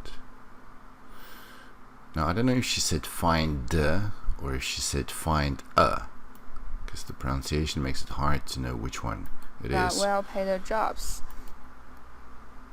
Guess it's find a. But for other people, or other ordinary people, they may find it difficult to compete in this intensively competitive labor market. See, there's terrific vocabulary here, but the way she delivers it, it's just a pity. I think she's reading it. I'm assuming she's reading it. She's not doing a very good job of reading. Look at this, compete, great verb. And look at this phrase here, intensively, this adverb with the adjective competitive. And here is our noun, labor market. Really good language. Really good language, poorly delivered. All right, let's look at the fluency and coherence. This was a yes-no question, and she started her answer by saying, okay, that's unusual, don't do that. But she follows that up with this useful structure, saying the answer depends on, in this case, the criteria is people's ability. And then here she talks about one group of people, and I assume later we're going to see another group here. But for other people, this is where she talks about the other group. Here we have because. Here we have in the field or related to IT or finance. Now here, it's not just a problem with language, it's a problem that I don't understand what she's trying to say. In the field or related to. Maybe she should have said jobs. Those well-paid jobs are usually in the field of IT or finance. But field or related to, it's too confusing. And this is underlined because I don't understand why she doesn't put these fields together, IT, finance, and then go on to talk about this. I talked about those people already. I talked about the other people already. This is the second group of people. Now, it's really unnecessary to have these two phrases. Why not combine the two, but for other ordinary people, and drop the pronoun? The subject is other ordinary people. We don't need the pronoun. That's great, referring to the labor market. Here, this is red because she didn't finish the word. So the examiner is going to wonder, whoa, what is it you were trying to say? It detracts from the meaning. Let's move on to the language. Capability, that's a good word to use. Now here she said in the field. But here she says as a cutting edge technology. I'm not sure what the as is about. Does she mean in the field of cutting edge technology? I mean, cutting edge technology is a great phrase. I just don't know what the as is about. Let me read this again. Related to IT or finance or in a cutting edge technology. Yeah, here she used in. Here it should have been in as well.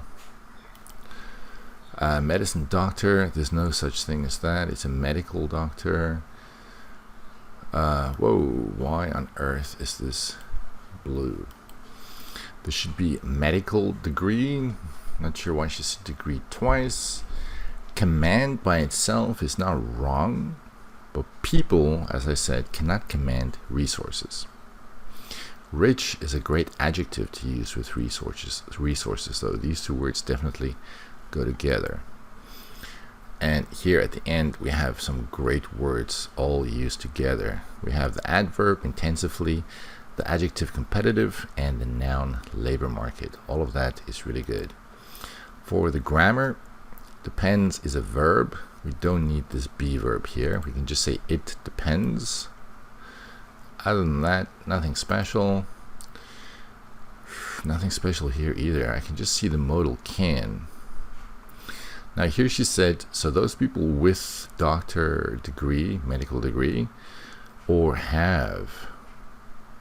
So here we need a who, those people with medical degrees or those who have special, I'm assuming this is technological skills.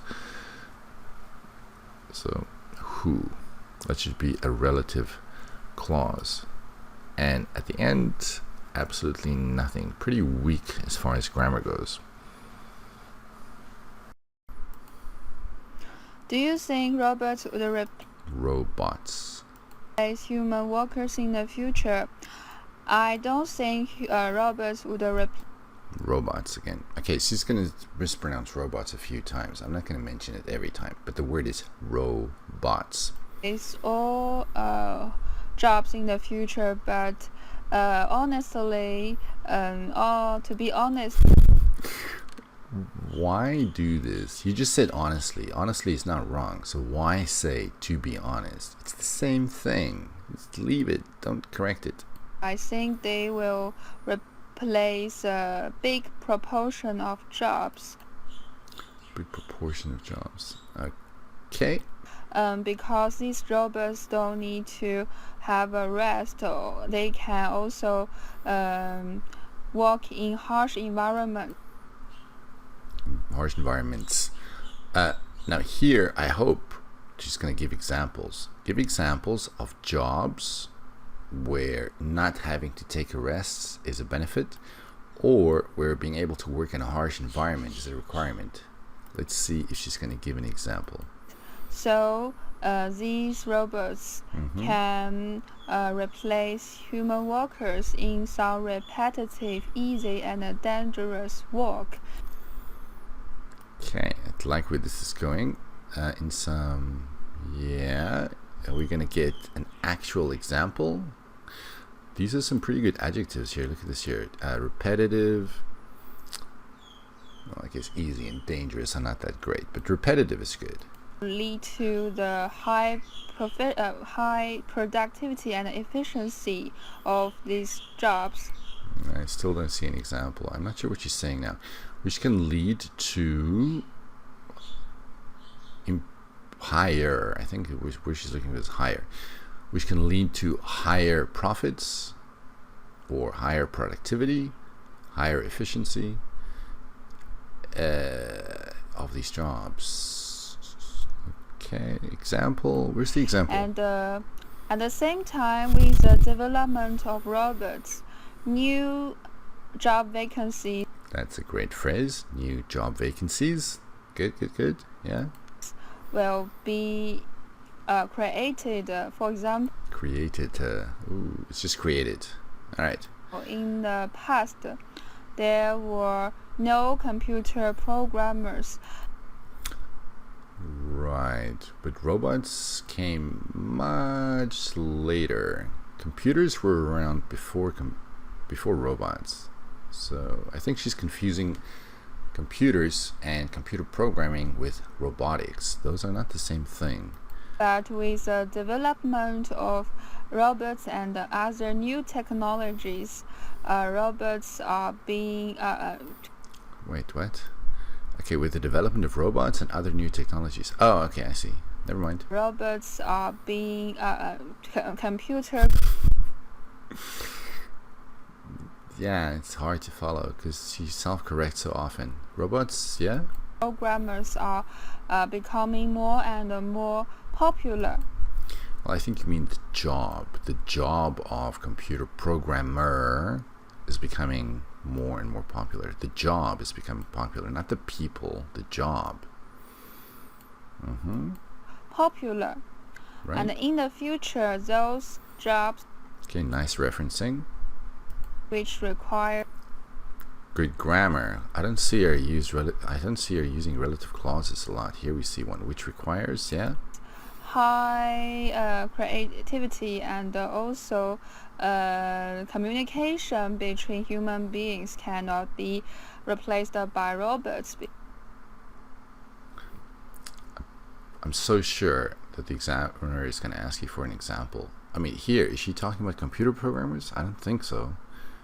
Because these jobs requires... these jobs require... qualities unique to human beings. Here's some good language. Qualities unique to human beings. That's great. Which cannot Another relative pronoun. Okay. be learned by robots. Oh, what on earth did I do there? Let's try this. Robots. We cannot be learned by robots. Okay. Much better than the previous answer. No, not the previous answer, the one before that. The really long one. I much prefer this answer. Okay, the robots. She starts with the phrase, I don't think. It's repeated here. It's not the worst thing in the world, but don't repeat the same phrase too much. Here, it serves no purpose to go from honestly to be honest, because she didn't correct anything. She just used different words to say exactly the same thing exactly after she said it. No point in that. Here's some referencing. These robots. Moving on. So here we have these again. If I were her, maybe I would have used a different phrase now. These machines. But still not terrible, but try to mix it up a little bit. Here we have these again. We have and at the same time. For example, and other. Now, this is red here because this sounds important. Robots are being something. It's too bad I couldn't make out what she said. So this loss of coherence here is pretty regrettable. Here we have those jobs. We have because, referring back to the jobs, these jobs. A little bit mechanical, but it's sufficient. For the Lexus, we've got big proportion. These two words go together very well, the adjective and the noun. Harsh environment. This is really good collocation. These go together so well. Repetitive. That's a great adjective to use. Profit should be plural, profits. High goes together very well with productivity, also with efficiency. Great phrase. Job vacancies. That's pretty good. High creativity is less standard than some of the other phrases that she used, but it's still okay. This is a great phrase. Qualities unique to humans. Maybe not so much the qualities, but the unique to. Maybe I should get rid of this. That is not so great. Unique to. That is a really good phrase. Now, for the grammar, she's talking about the future. I know the question said would, but would is not the right word. You're not speculating. This is just a prediction. So it should be will. I don't think robots will replace. Here she uses the right word. This should not be would. We have the modal can. We have the relative pronoun which. Here there should be no the. It's just higher profits. No the. Here we have a modal will be created. Here we see her mixing up the tenses. She goes from the future to the past to the present continuous. This is the nice range, right? Remember, it's grammatical range and accuracy. So here is some range. Also here, passive are being, and here just the present continuous form are becoming. Another relative clause. Problem here with cannot is she's talking about in the future. So in the future we cannot say cannot. It should be in the future human beings will not. Not cannot, will not. This is in the future. These jobs require, and here at the end we have which again. Okay, next question. What kinds of jobs are difficult to do? Jobs. In my opinion, it really depends on individuals. Okay, here she got it right. She dropped the be verb. But then she got it wrong, because this has to be in the singular. It depends on the individual. For those students who just graduated from university. Okay, relative clause, but then she repeats the pronoun. The purpose of the relative clause is to take the place or to represent the subject. You don't need to put the pronoun here again. So this should be students who just graduated from university may find it difficult. Please drop the pronoun if you're going to use a relative clause. They may find it difficult to sell their labor instead of their brains. Here, why don't we say brain power? They might find it difficult to sell their labor instead of their brain power. They may they may be exhausted.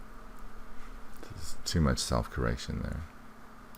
After a day's work. That's a nice phrase, after a day's work. If you want to make it even better, why not say after a hard day's work?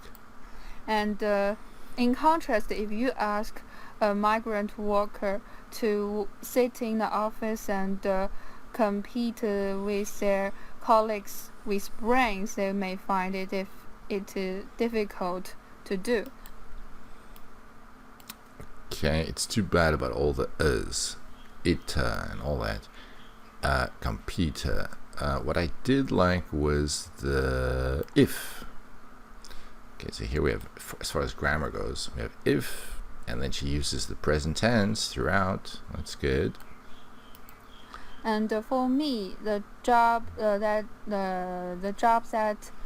takes excessive time and okay, whoa. Here, jobs. So why is this takes? So the job that takes excessive time, an excessive amount of time. Jobs that take an excessive amount of time. Excessive time and energy and even risk our lives are very difficult to do. Pronunciation again, it's so flat. For example, police work, which needs to catch culprit. It's not police work which needs to catch culprits. The police need to catch the culprits, not the police work. Now, culprit is a great word, but this should be culprits. It is a countable noun. Right, and policemen should put themselves in danger at any time. Why is she saying should here? This is not the right word. Does she mean and police officers need to? Need to and should are not the same. So police officers need to, as part of their job, they need to put themselves in danger all the time, at any time, all the time. Any time. I think police work is difficult to do, and other work like doctors, especially those doing cardiac or brain surgery, are very difficult to do. Other work, especially those doing other work doing, but work cannot do things. So other jobs like doctors where they perform instead of do. I mean, you can say do for surgery, but why not use the word perform? Perform is a better verb than do. So other work like doctors or surgeons where the people perform surgery. Brain surgery are very difficult to do because that needs hours and hours. That needs hours and hours exhausting work. Hours and hours of exhausting work. In the hospital. Okay. Exhausting work. Adjective is pretty good. Exhausting work. That's not bad. Okay, for fluency and coherence, here we have, in my opinion, we have this introducing the structure. It really depends. I think I talked about that before. We have some referencing those. We have the phrase instead of, where you compare A and B. We have and in contrast, introducing the other side of the argument. We have some referencing they. We have this and for me, which makes it clear that this is her opinion. Though in part 3, I would suggest you don't say and for me, because the examiner is seldom interested in your opinion on matters. Even though I understand everything you say is your opinion, but it's supposed to be more, let's say, abstract. It's not personal. So I would recommend not using this. Although in this case, we do see that this is her opinion, and that's why she uses this phrase. We have this example. Then this doesn't really make any sense. Police work needs to catch the culprit. This is just not coherent. And should they should. The should is confusing. Like I mentioned before, I think what she's trying to say is they need to. We have so, we have an other, and that's good. We have because.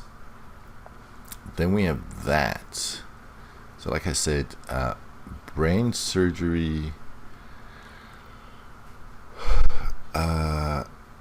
doing brain surgery, those doing. Here it says those doing cardiac or brain surgery. Here it says that. So what is this? Is this referring to people? Because here it's doctors, and then she says that need hours. That is confusing to me. I don't know what it is referring to here. For the Lexus, this should be singular. It really depends on the individual. There's no S. Labor, also there's no S, and I would have said sell their labor. Brains, here I would say brain power. Exhausted is a great adjective. I talked about a day's work. If you add a hard day's work, that would be even better. Migrant worker is a pretty good phrase. And let's see what else is there. Excessive time is okay, but there's an article missing. Takes an excessive time. Culprit should be in the plural. Culprits. This is great. Put themselves in danger. Put in danger. These two words go together very well. Why is cardiac red? It should be blue. Cardiac is a great word to use. Surgery, more common. Cardiac, not so much. For the grammar, we have relative pronoun who, but then as I said, you don't need the they. We have some modals, may, repeated. Here's nothing too outstanding. Like I said, we need an article here. It takes an excessive time. Here, I made the risk red because jobs that take excessive time and energy and even risk. Oh, that's fine. It's jobs. I thought it was job. I'm wrong. That's fine. Which, with a relative clause here, even though I'm not sure what she was trying to say. This part is really confusing. And here we need a preposition. Hours and hours of exhausting work. The of is missing there. And the next question.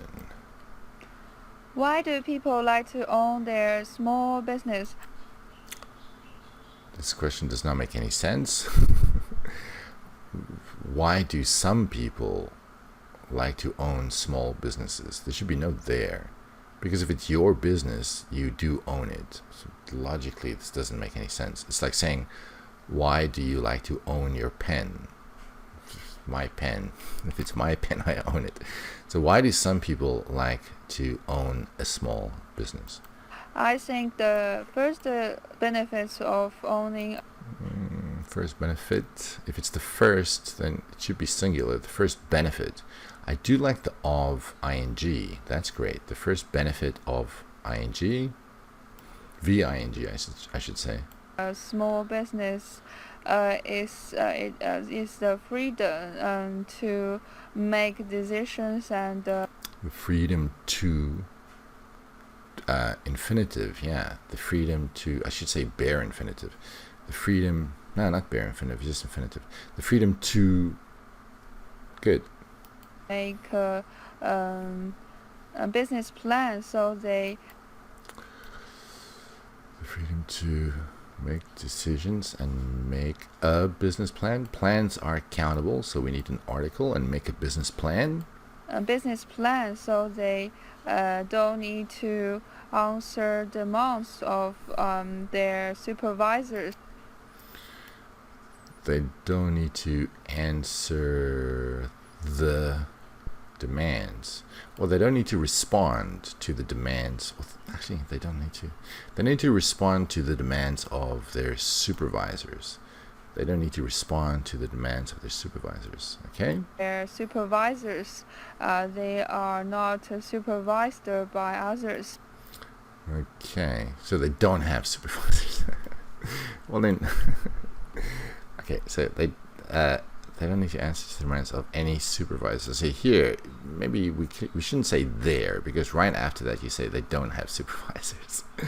Okay, so they don't need to worry about responding to the demands of any supervisors, since they don't have any supervisors, or since they are not supervised. They are not supervised by others.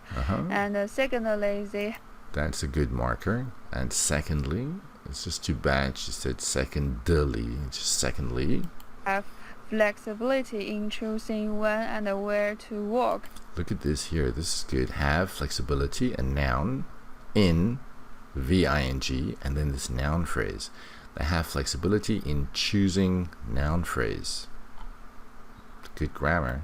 Especially the working hours.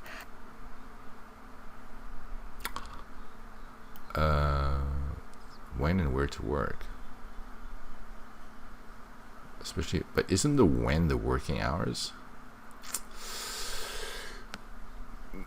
So then you're saying the same thing twice. So why not say they have great flexibility in choosing where to work, and especially, don't say the when here, and especially in choosing their working hours. All the hours they work are for themselves, and the last but the most important. I think she wanted to say last but not least, but it just didn't come out. Maybe she's not reading. Okay, so last but not least, there should be no and there. Last but not least, if that's what you wanted to say.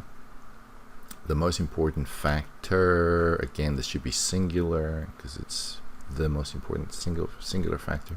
The important factors may be all the profits of this small business could be earned by the. Why could? Why not just use the present tense without a modal? All the profit goes to the owners themselves.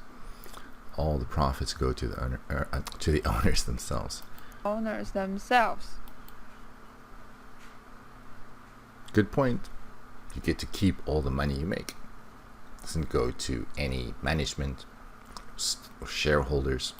Okay, for fluency and coherence, she started off pretty well. I mean, look at this here. We've got well, we have the main reason, I think. I know there were some problems with the grammar, but if we just look at the coherence, this is pretty good. And then we have this, of course. There are several causes. Again, I know there are problems with the grammar, but as far as coherence goes, it's good. The most common and basic one is another marker. That's good. Then we have this repetition, or maybe self-correction.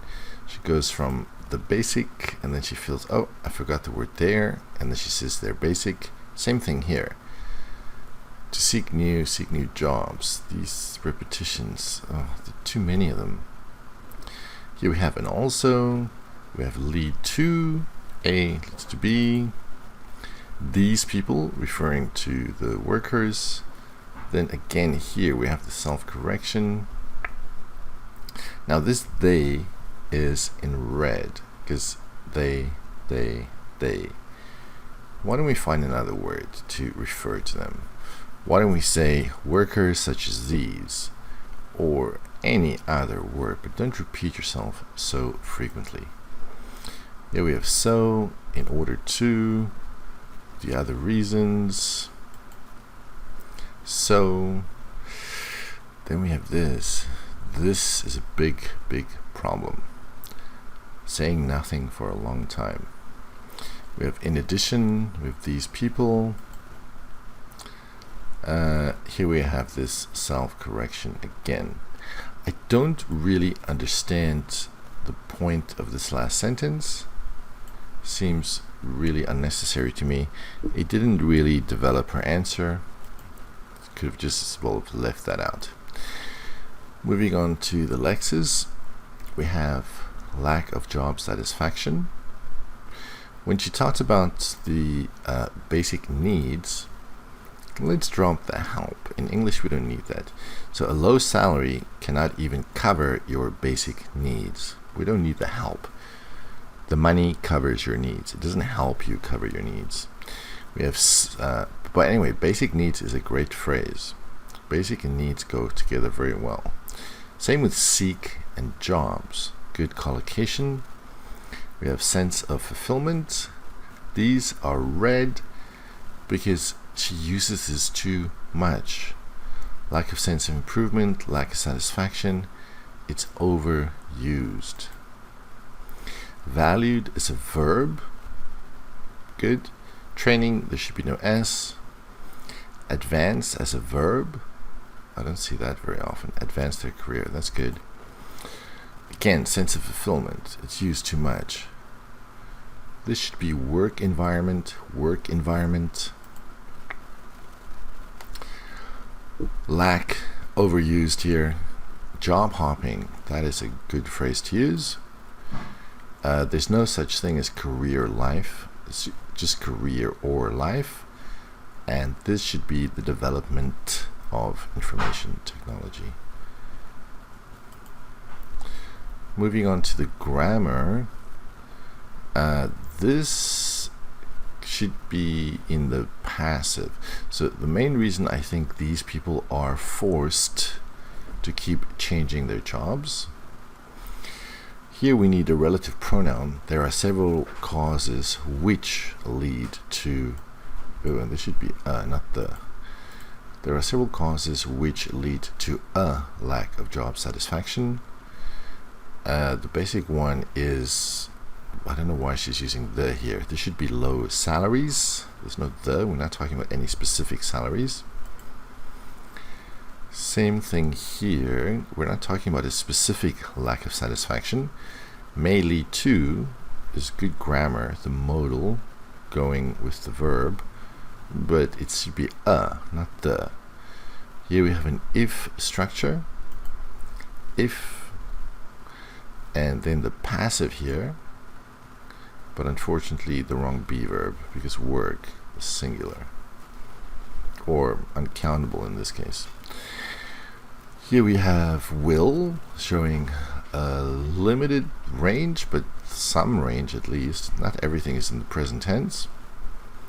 And they don't know what the meaning of their career is. There's a be verb missing here. Or you could say they don't know the meaning of their career. But if you say what, we need a be verb. So you can either say, and they don't know the meaning of their career, or they don't know what the meaning of their career is. Here we don't really have a whole lot except for the modal. Here again she uses the, I don't know why, it should just be a. In addition to, this should be a noun, in addition to getting. Here again we have the definite article the. I don't know why. Job hopping is not countable. We don't even need an article. So it could just be a promotion from job hopping. Here we have a modal with the verb can increase. At the end, not a whole lot. We just have this relative pronoun with a modal which may. That's pretty neat. Okay, let's have a listen to probably my favorite person from China. Let's see what he has to say. Do people in your country like to work for big companies or small companies? Well, what I think is that it just depends on the person. Notice here, person singular. If you're going to say it depends on this has got to be singular. Some people like to work for big corporations, whereas others prefer notice the stress on others, to work in a small company. I mean, both sides have advantages, right? Don't ask the examiner right. Now, let's say that you work for a big company, even a multinational company. It sounds pretty cool, and a lot of people will envy you.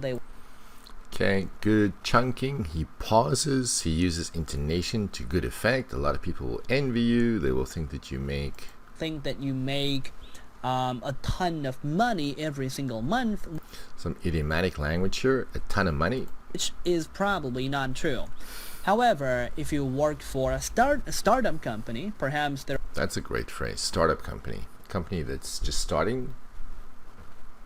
are only several people working in a very tiny office, then you have leeway. This is a word I don't think I've ever heard anybody say. Leeway. Definitely a less commonly used word. Over so many things, which means that you have control, right? Over But then he goes and he explains what leeway means. If you use a good word, don't explain what it means. That's not necessary. Just use the word and move on. of the things that you have to deal with, which is pretty good too. So it just depends on Pretty good. Oh, I love the pretty. person. Different people like to work for different kinds of companies. Yeah. A little... I don't know if I would say it's a summary at the end. He's just restating his answer. Okay, for the fluency and coherence, we have this well, what I think is introductory phrase. It depends on. Then we have some people and others. Here the structure depends. Some people, whereas others. Then we have this opinion here. I mean, both sides have advantages. Don't include the right. Now let's say, to introduce the example, we have the pronoun it, we have the pronoun they, however, then, showing the sequencing, and here we have so. Kind of sparse here towards the end.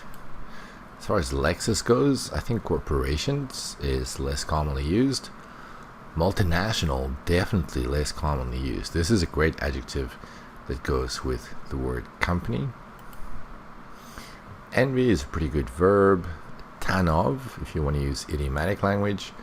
Startup company, even better would have been just to say startup. So if you work for a startup, drop the company. That's even better. Leeway, that's a great word. Deal with. These two words go together very well. The preposition with the verb. For the grammar, we have this noun phrase. Now let's say that you work for a big company. We have the modals, will. We have the relative pronoun here. We have an if structure, if with a present tense verb. Relative pronoun at the end. Moving on. Do you think a university degree would guarantee one's success in career? No, I don't think so. I mean, many students go to university, but when they graduate, it's not necessary that they can find a well-paying job. It's not necessary that they can find a well-paid job. It's not necessary. I think it means it's not guaranteed. it's not necessary. When they graduate, it's not guaranteed that they'll be able to find a well-paying job. A job that they are satisfied with. It's mainly because we have a large population in China, and a large number of them are university graduates, but when they enter the real world... The real world. I know in Chinese, or when Chinese speakers speak English, they often say when they enter society. But if you're a student, you're still part of society. This is a much better way to say that. When you enter the real world, when they enter, I hope after this he says he's going to say the workforce. Oh, he doesn't say workforce. This is the job market. Kind of the same thing. The real world, the workforce, the job market. They enter the job market is extremely competitive. These go together very well. Extremely and competitive. Good collocation. They have to be very talented people, competitive people, in order for them to stand out. Good idiomatic language to stand out from the crowd, to be exceptional, yeah? I mean, if they are just, the same as everybody else, even with a university degree, they won't find a good job. Okay, as far as coherence goes, we have the answer right up front. No, I don't think so. We have the phrase, I mean, explaining a little bit the conjunction, but... Here we have the reason. It's mainly because... Now this them is a little bit confusing because right before that he talked about we have a large population. Population is singular, so what is the them referring to? They is easy to understand because that refers to the university graduates. The it is easy to understand, that refers to the real world. Who is the they? Too many theys here. Instead of saying they again, why don't we say the job seekers? I mean, it does get a little bit repetitive if we say them, they, them. So using pronouns is fine. This is not really an issue of coherence. It's more of an issue of just not trying to be that repetitive. Here we have in order, we have I mean, and you know. Moving on to the Lexis. I think here what he wanted to say was it's not guaranteed that they can find a well-paying job. Real world, that's a good word to use. Instead of society, here we have the adverb and the adjective, extremely competitive. Stand out is a pretty good phrasal verb to use. For the grammar, we have the modal. And we have this here, they can find a job they are satisfied with. That's a good phrase. Nothing here that really stands out. And towards the end, we just have this if structure, if and the present tense verb. And at the end, we have the modal with the verb. And the next one, a comparative question. Do young people in your country work longer hours now than in the past? Well, it's pretty hard to say. I think a lot of these questions that ask about the past are difficult to answer. Because if you weren't alive, how would you know? Young people do work longer than... the stress on do. Some young people do work longer. And some don't. Some do, some don't. Let me... The reason I'm repeating that is because of the stress. Think about it. I'd say probably the majority of people. Notice when he is speculating, he speaks more slowly. I'd say. He makes it sound so natural. In their 20s, 30s, or early 40s. Notice the 20s, the phrases he's using, 20s, 30s, 40s. Probably work less than before, because when I think about it, I'd say most people... I'd say showing that he's speculating. I would say, throughout these responses he says he's not sure, right? 30 or 40 years ago would be working on a farm, and they would just have to work. Here would is used to describe past, well, not used to describe, it's used because you are talking about past habits. All day long, from very early in the morning, probably around... Okay, is this really necessary? They have to work all day long. Why not just say they have to work from dusk till dawn, all day long, and then you explain what all day long means? Is this necessary? I mean, none of the words or none of the grammar that he's using here is really exceptional. So, is there any point in explaining what all day means? Just say you have to work from sun up till sundown, or dusk till dawn, or something like that. 6 or 7 o'clock until, I don't know, 7 or 8 in the afternoon. Well, anyway, the rising intonation here, when he's speculating, until, I don't know, 7 or 8. Terrific pronunciation here. 7 or 8 in the afternoon. So, I mean, that would come to... And look at this here. That adds up to, so like the total is 12 or 13, but he uses the phrase that would come to. Good idiomatic language. 12 or 13 hours a day, but most young people in... Most, stressing most there. A society probably just, they just have 9-to-5 jobs, which means... That is such a great way to describe a job. 9-to-5 job, working from 9 o'clock till 5 o'clock. 9-to-5 jobs, which means they only work... But then he explains it again. You don't need to explain it. For about 7 or 8 hours. Thinking about that, I suppose probably young people don't work as much as before. They have more leisure time. Again, as before, he restates his answer at the end.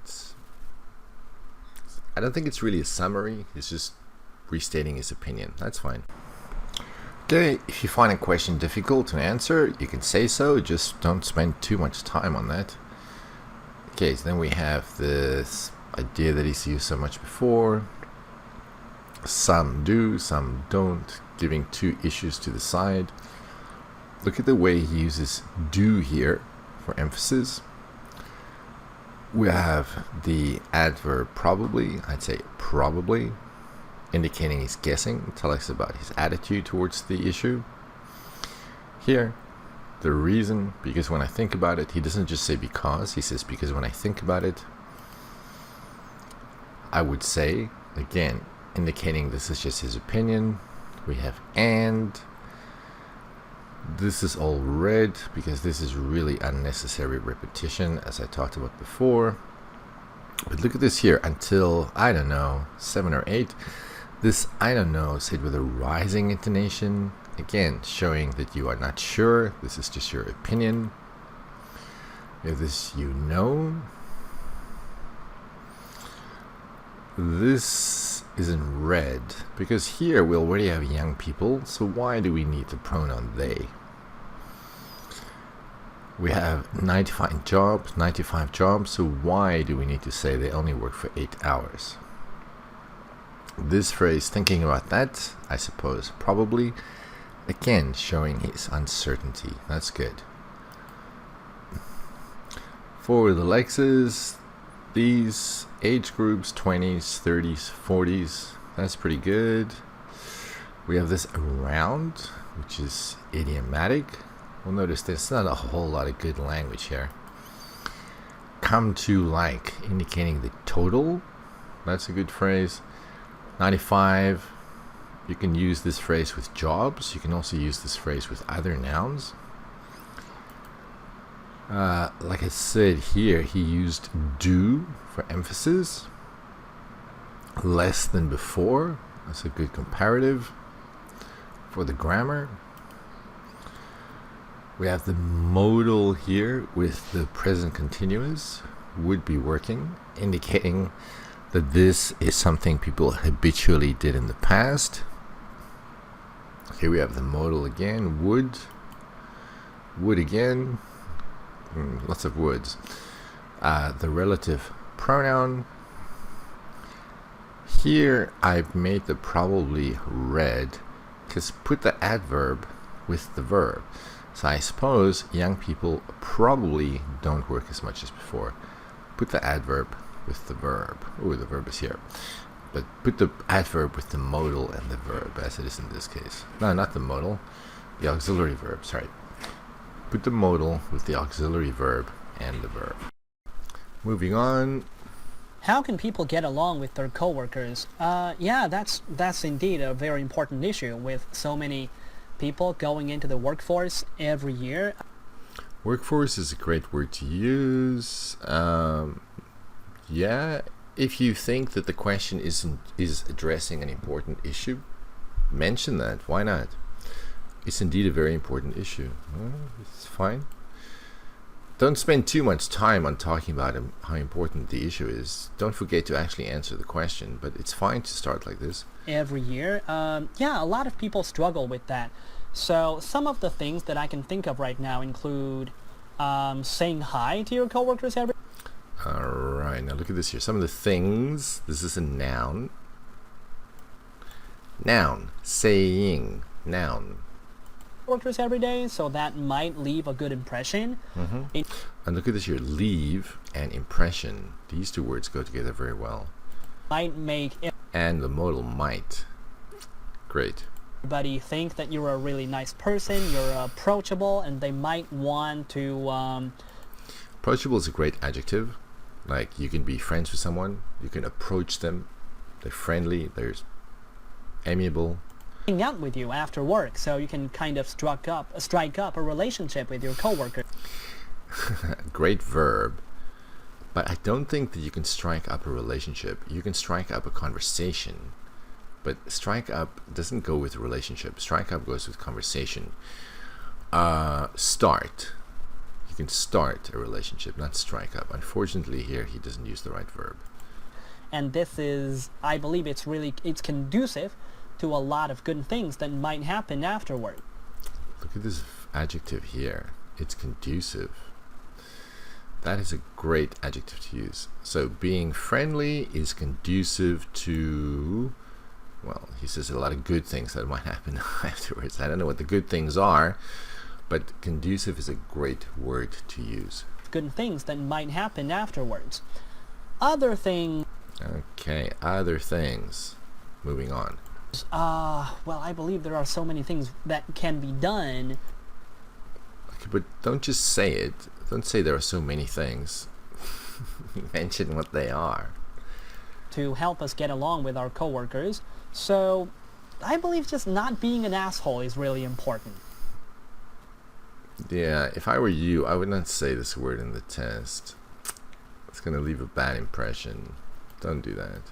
You know, probably, I'm not sure whether asshole is a good choice of word here in this context. No, it's a very, very poor choice of words. But yeah, try to do that. If I were him, I wouldn't have added the last bit. It's not, the IELTS test is not the place to say the word asshole, really. Okay, so let's just see where the actual answer begins. The actual answer begins here, saying hi to your coworkers. We have these introductory phrases, which are fine, but I would suggest just don't spend too much time introducing your answer. Don't make it sound, or don't make it seem to the examiner that you're trying to avoid answering the question. Anyway, so here we have, yeah, that's indeed an important issue. That's fine. Some things I can think of now include, and then you start listing the things that you can think of. That's fine. It's a little bit long though. Okay, so we have so, introducing the consequence. We have it, some referencing. They, some referencing. So, telling us about the consequence. This phrase, kind of. I do like that. Even when it goes with a verb. Now here we have some unnecessary repetition. This is, it's not really necessary. I think he could have done better than that. Introducing the other point he can think of. He says other things. Well, I believe. This so.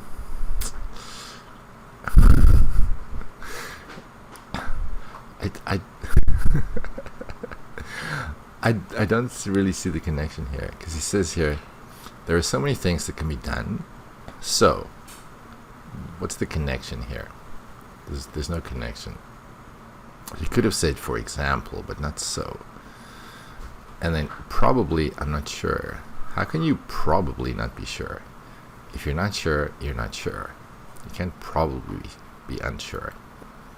For the Lexes, we have indeed, emphasizing the importance of the issue. We have workforce. We have struggle. We have struggle is a verb, by the way. Leave goes very well with impression.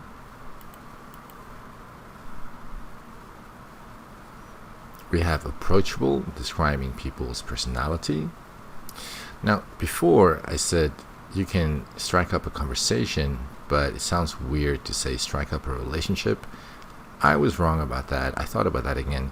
Yeah, you can definitely strike up a relationship. It's like to start a relationship. This is a good phrase. It's an acceptable phrase. More than just acceptable. It's good.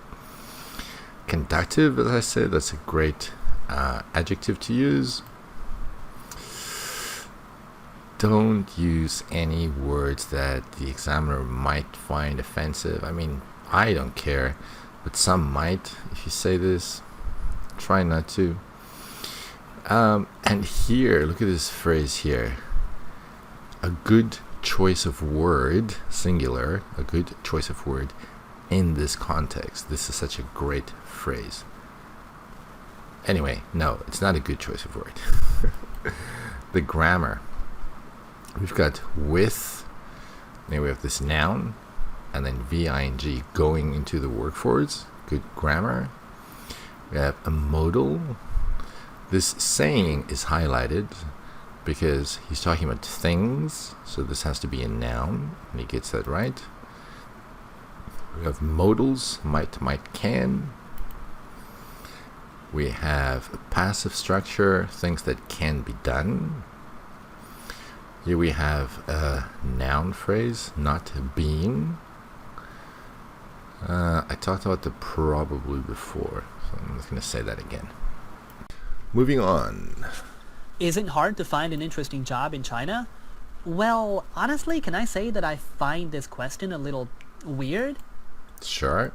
Because, frankly speaking, I think he actually uses this correctly. A lot of people want to use frankly speaking with everything.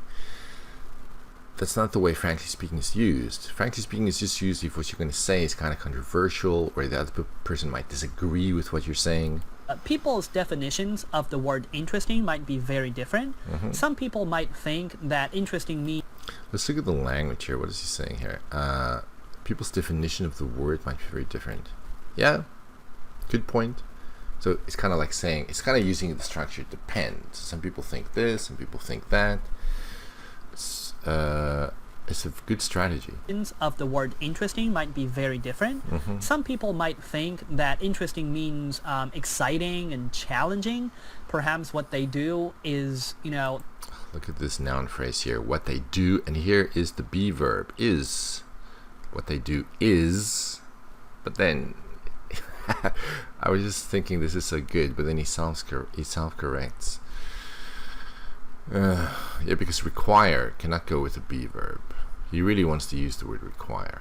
Their job requires that they do something different every single day. But still, the grammar is so accurate here. Their job requires that they do something. No errors. Pity about the self-correction, but that's not the end of the world. Is that they do something different every single day, every single week or month. So, is there really a difference between every single day, every single week, every month? The one criticism I have of him is that he does tend to add unnecessary phrases, like here. I mean, if you do something every single day, of course, it's also going to happen every single week or every single month. Let's say maybe they're directors or musicians and they have to work on one... Look at this here, work on, the right preposition. ...or one piece of music this month. And for music, he has the measure word piece. That's really good. And then the next month, what they do changes. So it's not a 9-to-5 job, and they constantly have to do something different. Here we have the adverb going with the verb do, constantly do. And they might think this is really interesting. Did you notice the stress on this? And they might think this is really interesting. However, other people might... Other people.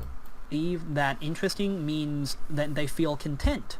They feel satisfied with whatever they do. Content is a word that I think is very useful. You can use that in so many questions. Okay, they don't have to work extremely hard, but they feel pleased because they get a And he doesn't use the word content again. He now switches to pleased. a decent salary and Decent and salary go together very well. have enough time to spend with their family members and friends.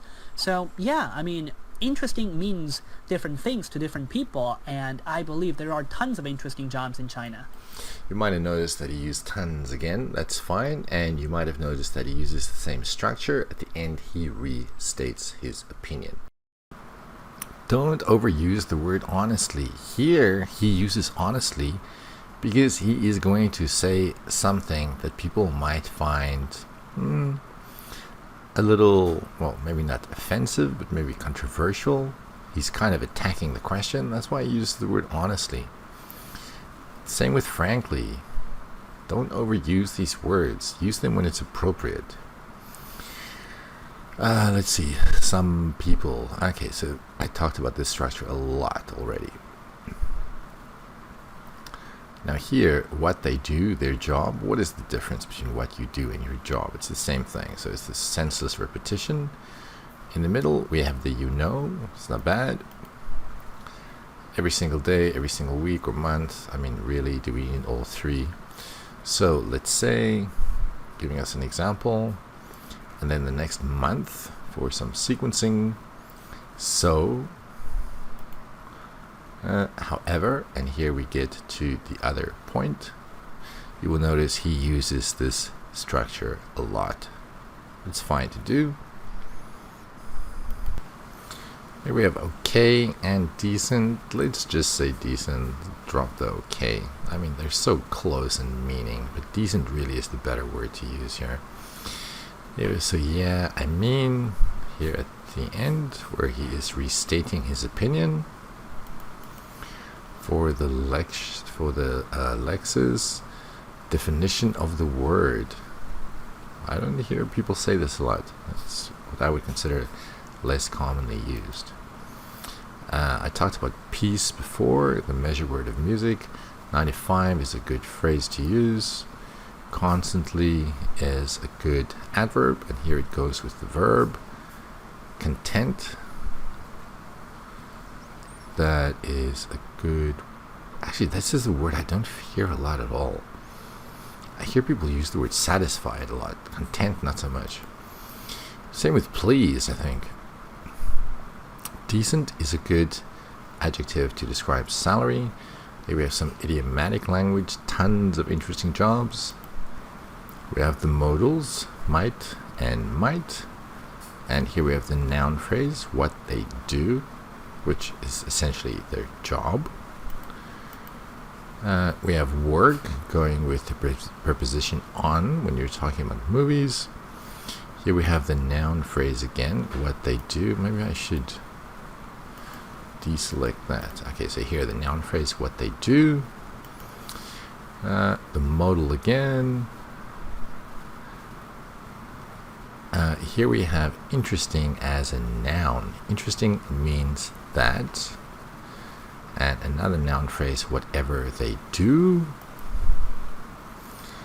And interesting means different things. So here the meaning is the noun that the things refers to. What are the disadvantages of working overtime? Oh, that's very obvious. I think so too. It is very obvious, isn't it? If we work for a long time, more than we should. For example, in China, I think the legal... That's too bad. He didn't continue this thought. If we work for a long time more than we should, I don't know. I was expecting him to say what was going to happen. But instead, he's choosing to tell us how long a long time is. Working hour every single day. Wait. What is going on here? In China, the legal working hour, I think he's trying to say working day. The legal working hour every single day. I mean the number of hours we have to work. Yeah, the legal working day. Working hour every single day. I mean, the number of hours that we have to work in a day is 8 hours or 9 hours. I'm not very sure about that. However, if we have to work a lot more than that, like 10 or 12 hours, Like 10 or 12 hours, notice the intonation. every single day, it absolutely takes its toll on our health. That is such a great noun. Takes, well, actually it's more of an idiom. Take its toll. So it's bad for your health. It has a negative impact on your health. Takes a toll on. You can use this not only with health, you can use this with so many things. Take a toll on, noun. Great language. And if we are not healthy, if we contract the disease or Oh, it's a pity you said the. But contract is a great verb. Instead of saying get, you can use the word contract. But why does he say the? If we contract a disease, not the. disease or illness or something like that, it will in turn affect our work. Look at this here. In turn, showing the effect. So this is a big problem. Following it up with so. In turn, so. The ideas just flow together so well. I believe that any manager, any boss of a company should let their employees just work 8 hours a day and then have plenty of rest so that they can totally recover from Totally recover. Totally recover. Great language. Instead of tiredness, I mean, tiredness is not wrong, but why not say something like fatigue instead, so they can totally recover, so they can totally recover from the fatigue. the tiredness, you know? They can relax and recharge their batteries. Intonation, they can relax and recharge their batteries.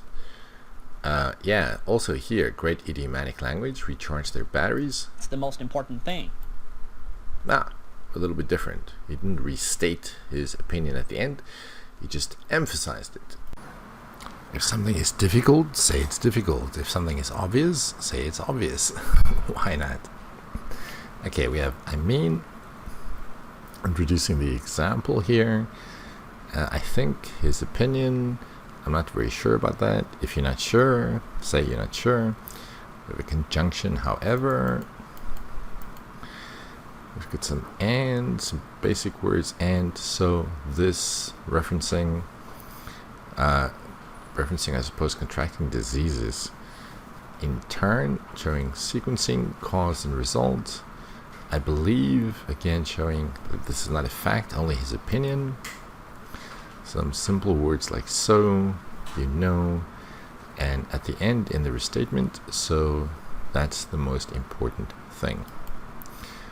For the Lexis, the legal working hour every single day. He had some trouble expressing this.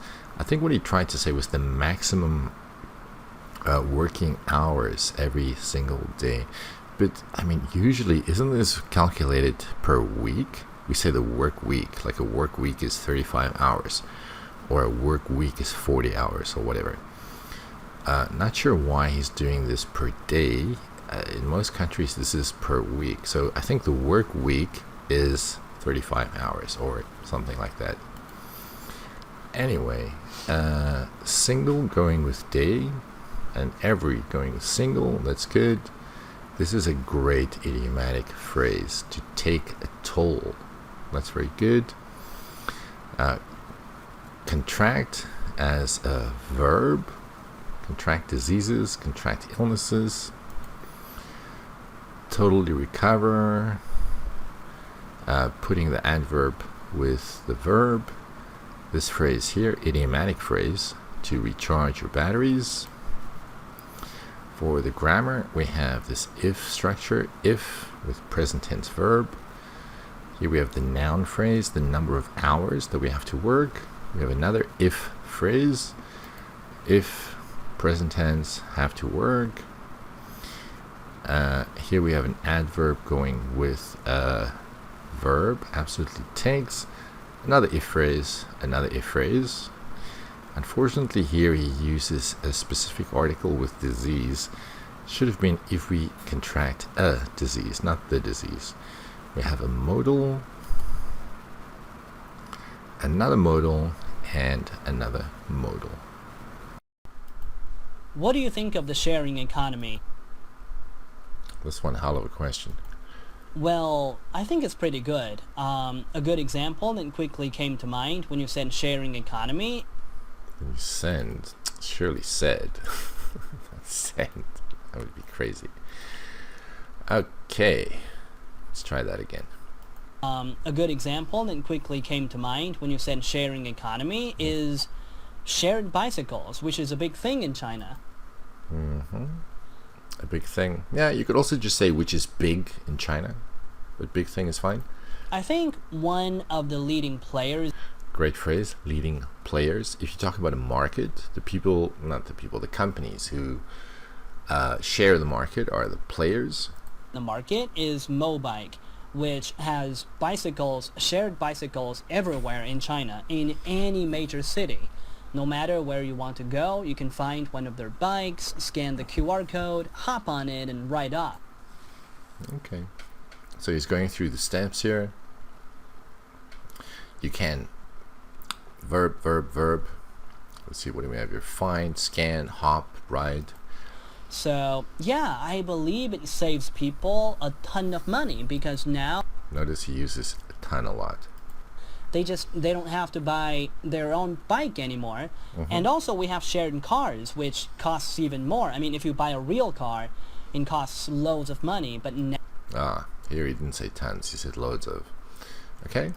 If you don't really care if you don't really care about showing your social status by driving a specific kind of Care about showing by VING. car, you can just drive a shared car, which I think is okay. So yeah, sharing economy is positive, I think.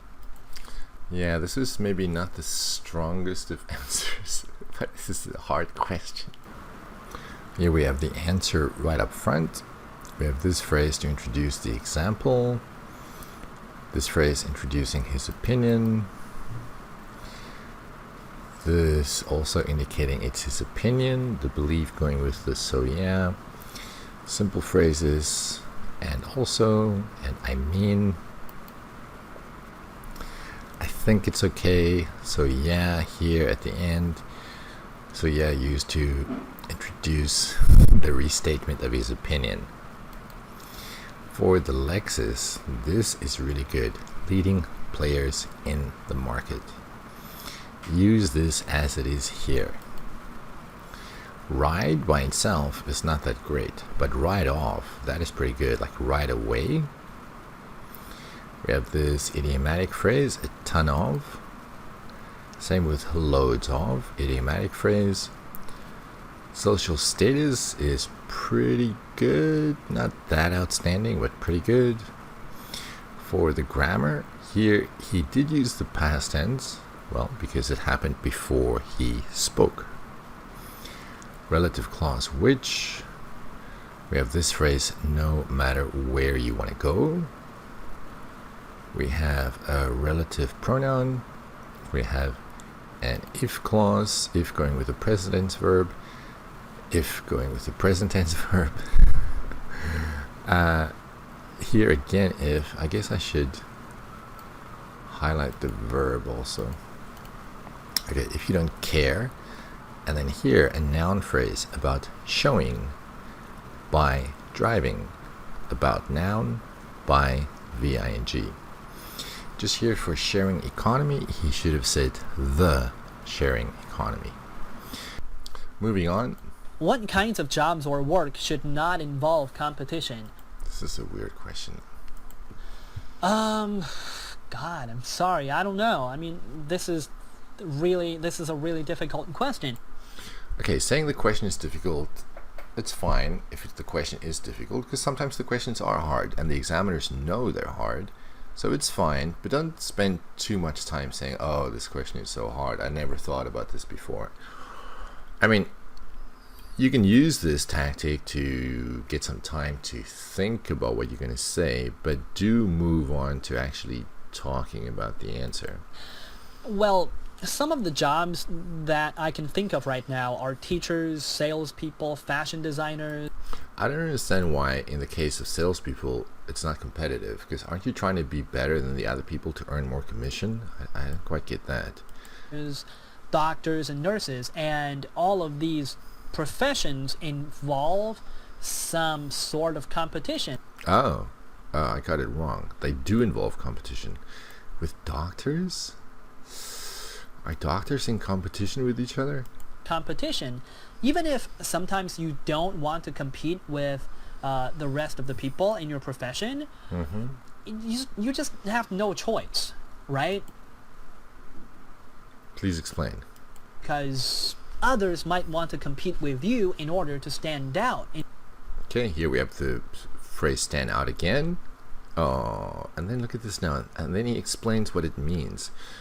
Stand out does mean to set yourself apart from the rest of the group, but don't explain the word after you say it. In order to set themselves apart from the rest of the group, because, well, human beings are born to be competitive.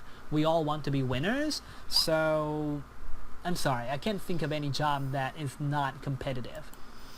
Okay, it's good that he uses the adjective here. I just see, because in the question it's a competition, so he uses the adjective. It's a nice change. I just see one problem with this response. If I were the examiner, I would ask him, how do doctors and nurses compete with each other? I mean, I don't know what it's like in China, but to me this sounds a little bit odd, because doctors and nurses see individual patients. So where's the competition? I'm not sure. I don't know. Maybe there is a reason that I just can't think of. Okay, if the question is hard, then say the question is hard. Here is using this phrase to introduce the professions, and here's some referencing to the professions that he just mentioned. Here we have the phrase even. Don't ask the examiner this question. Like, I'm not going to respond. It's pointless. Themselves are reflexive pronoun. Conjunction. Here at the end, restating what he said before. I'm not sure if this should really be blue. I don't really recommend that. But again, I mean, the restatement, not a conclusion. A restatement is not a bad idea if you feel your answer was a little bit difficult for the examiner to understand. For the lexes, we have fashion designers. We have the verb involve, the verb compete. We have just. You just have no choice, right? Depending on how you say just, it can really make a big difference. Say it with the right tone and intonation. You just have no choice, right? In order to stand out, in order to, and stand out, separate. Set apart, which is basically just another way to say stand out. For grammar, we have the modal. We have an if structure with a present tense verb want, another modal might. We have a passive structure, human beings are born. And here we have a relative pronoun to end the whole response. And the next question. Why do people decide to set up their own business? Well, That's a weird question. Why is there no some? Why do some people? It's not everybody. Well, I believe there could be a multitude of reasons. I believe there is a multitude of reasons, not could be. But the first one that comes to mind is that I guess a lot of people are just fed up with working for other people. Look at this, fed up. If you're sick of something, you want it to end, you're fed up with that. Yeah, that's good. So, for example, you have a job, you have a 9-to-5 job, you have to go to your office every day and work there for several hours. What is happening? Why does he keep on doing this? You have a 9-to-5 job, okay? And then he says you have to go to your office to work several hours.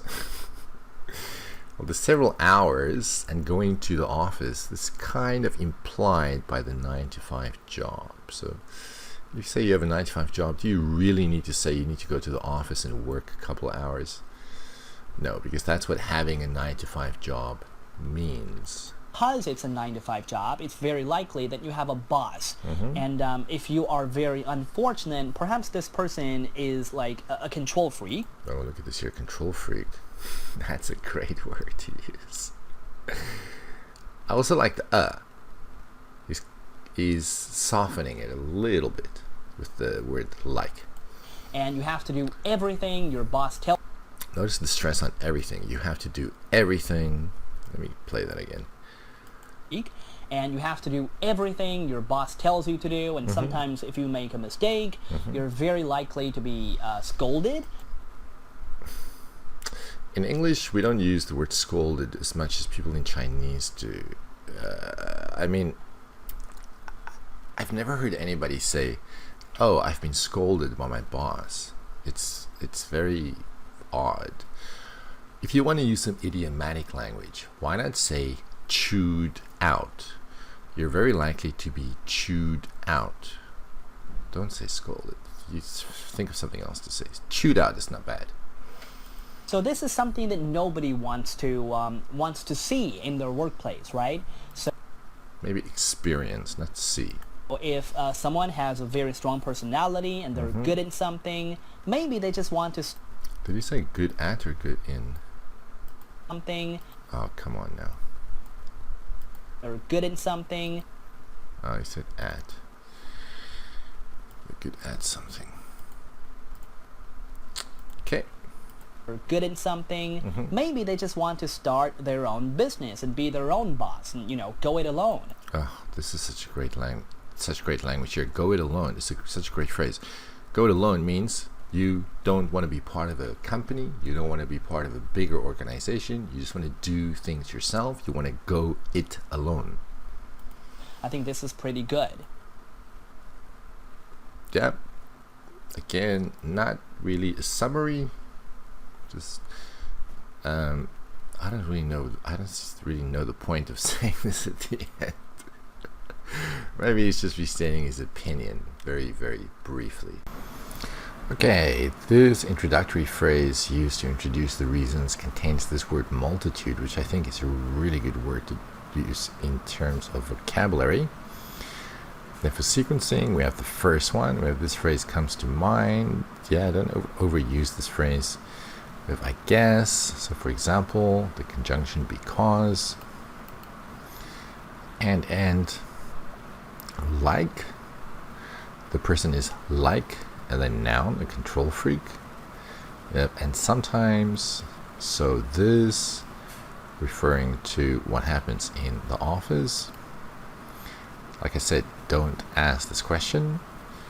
We have the simple conjunction so.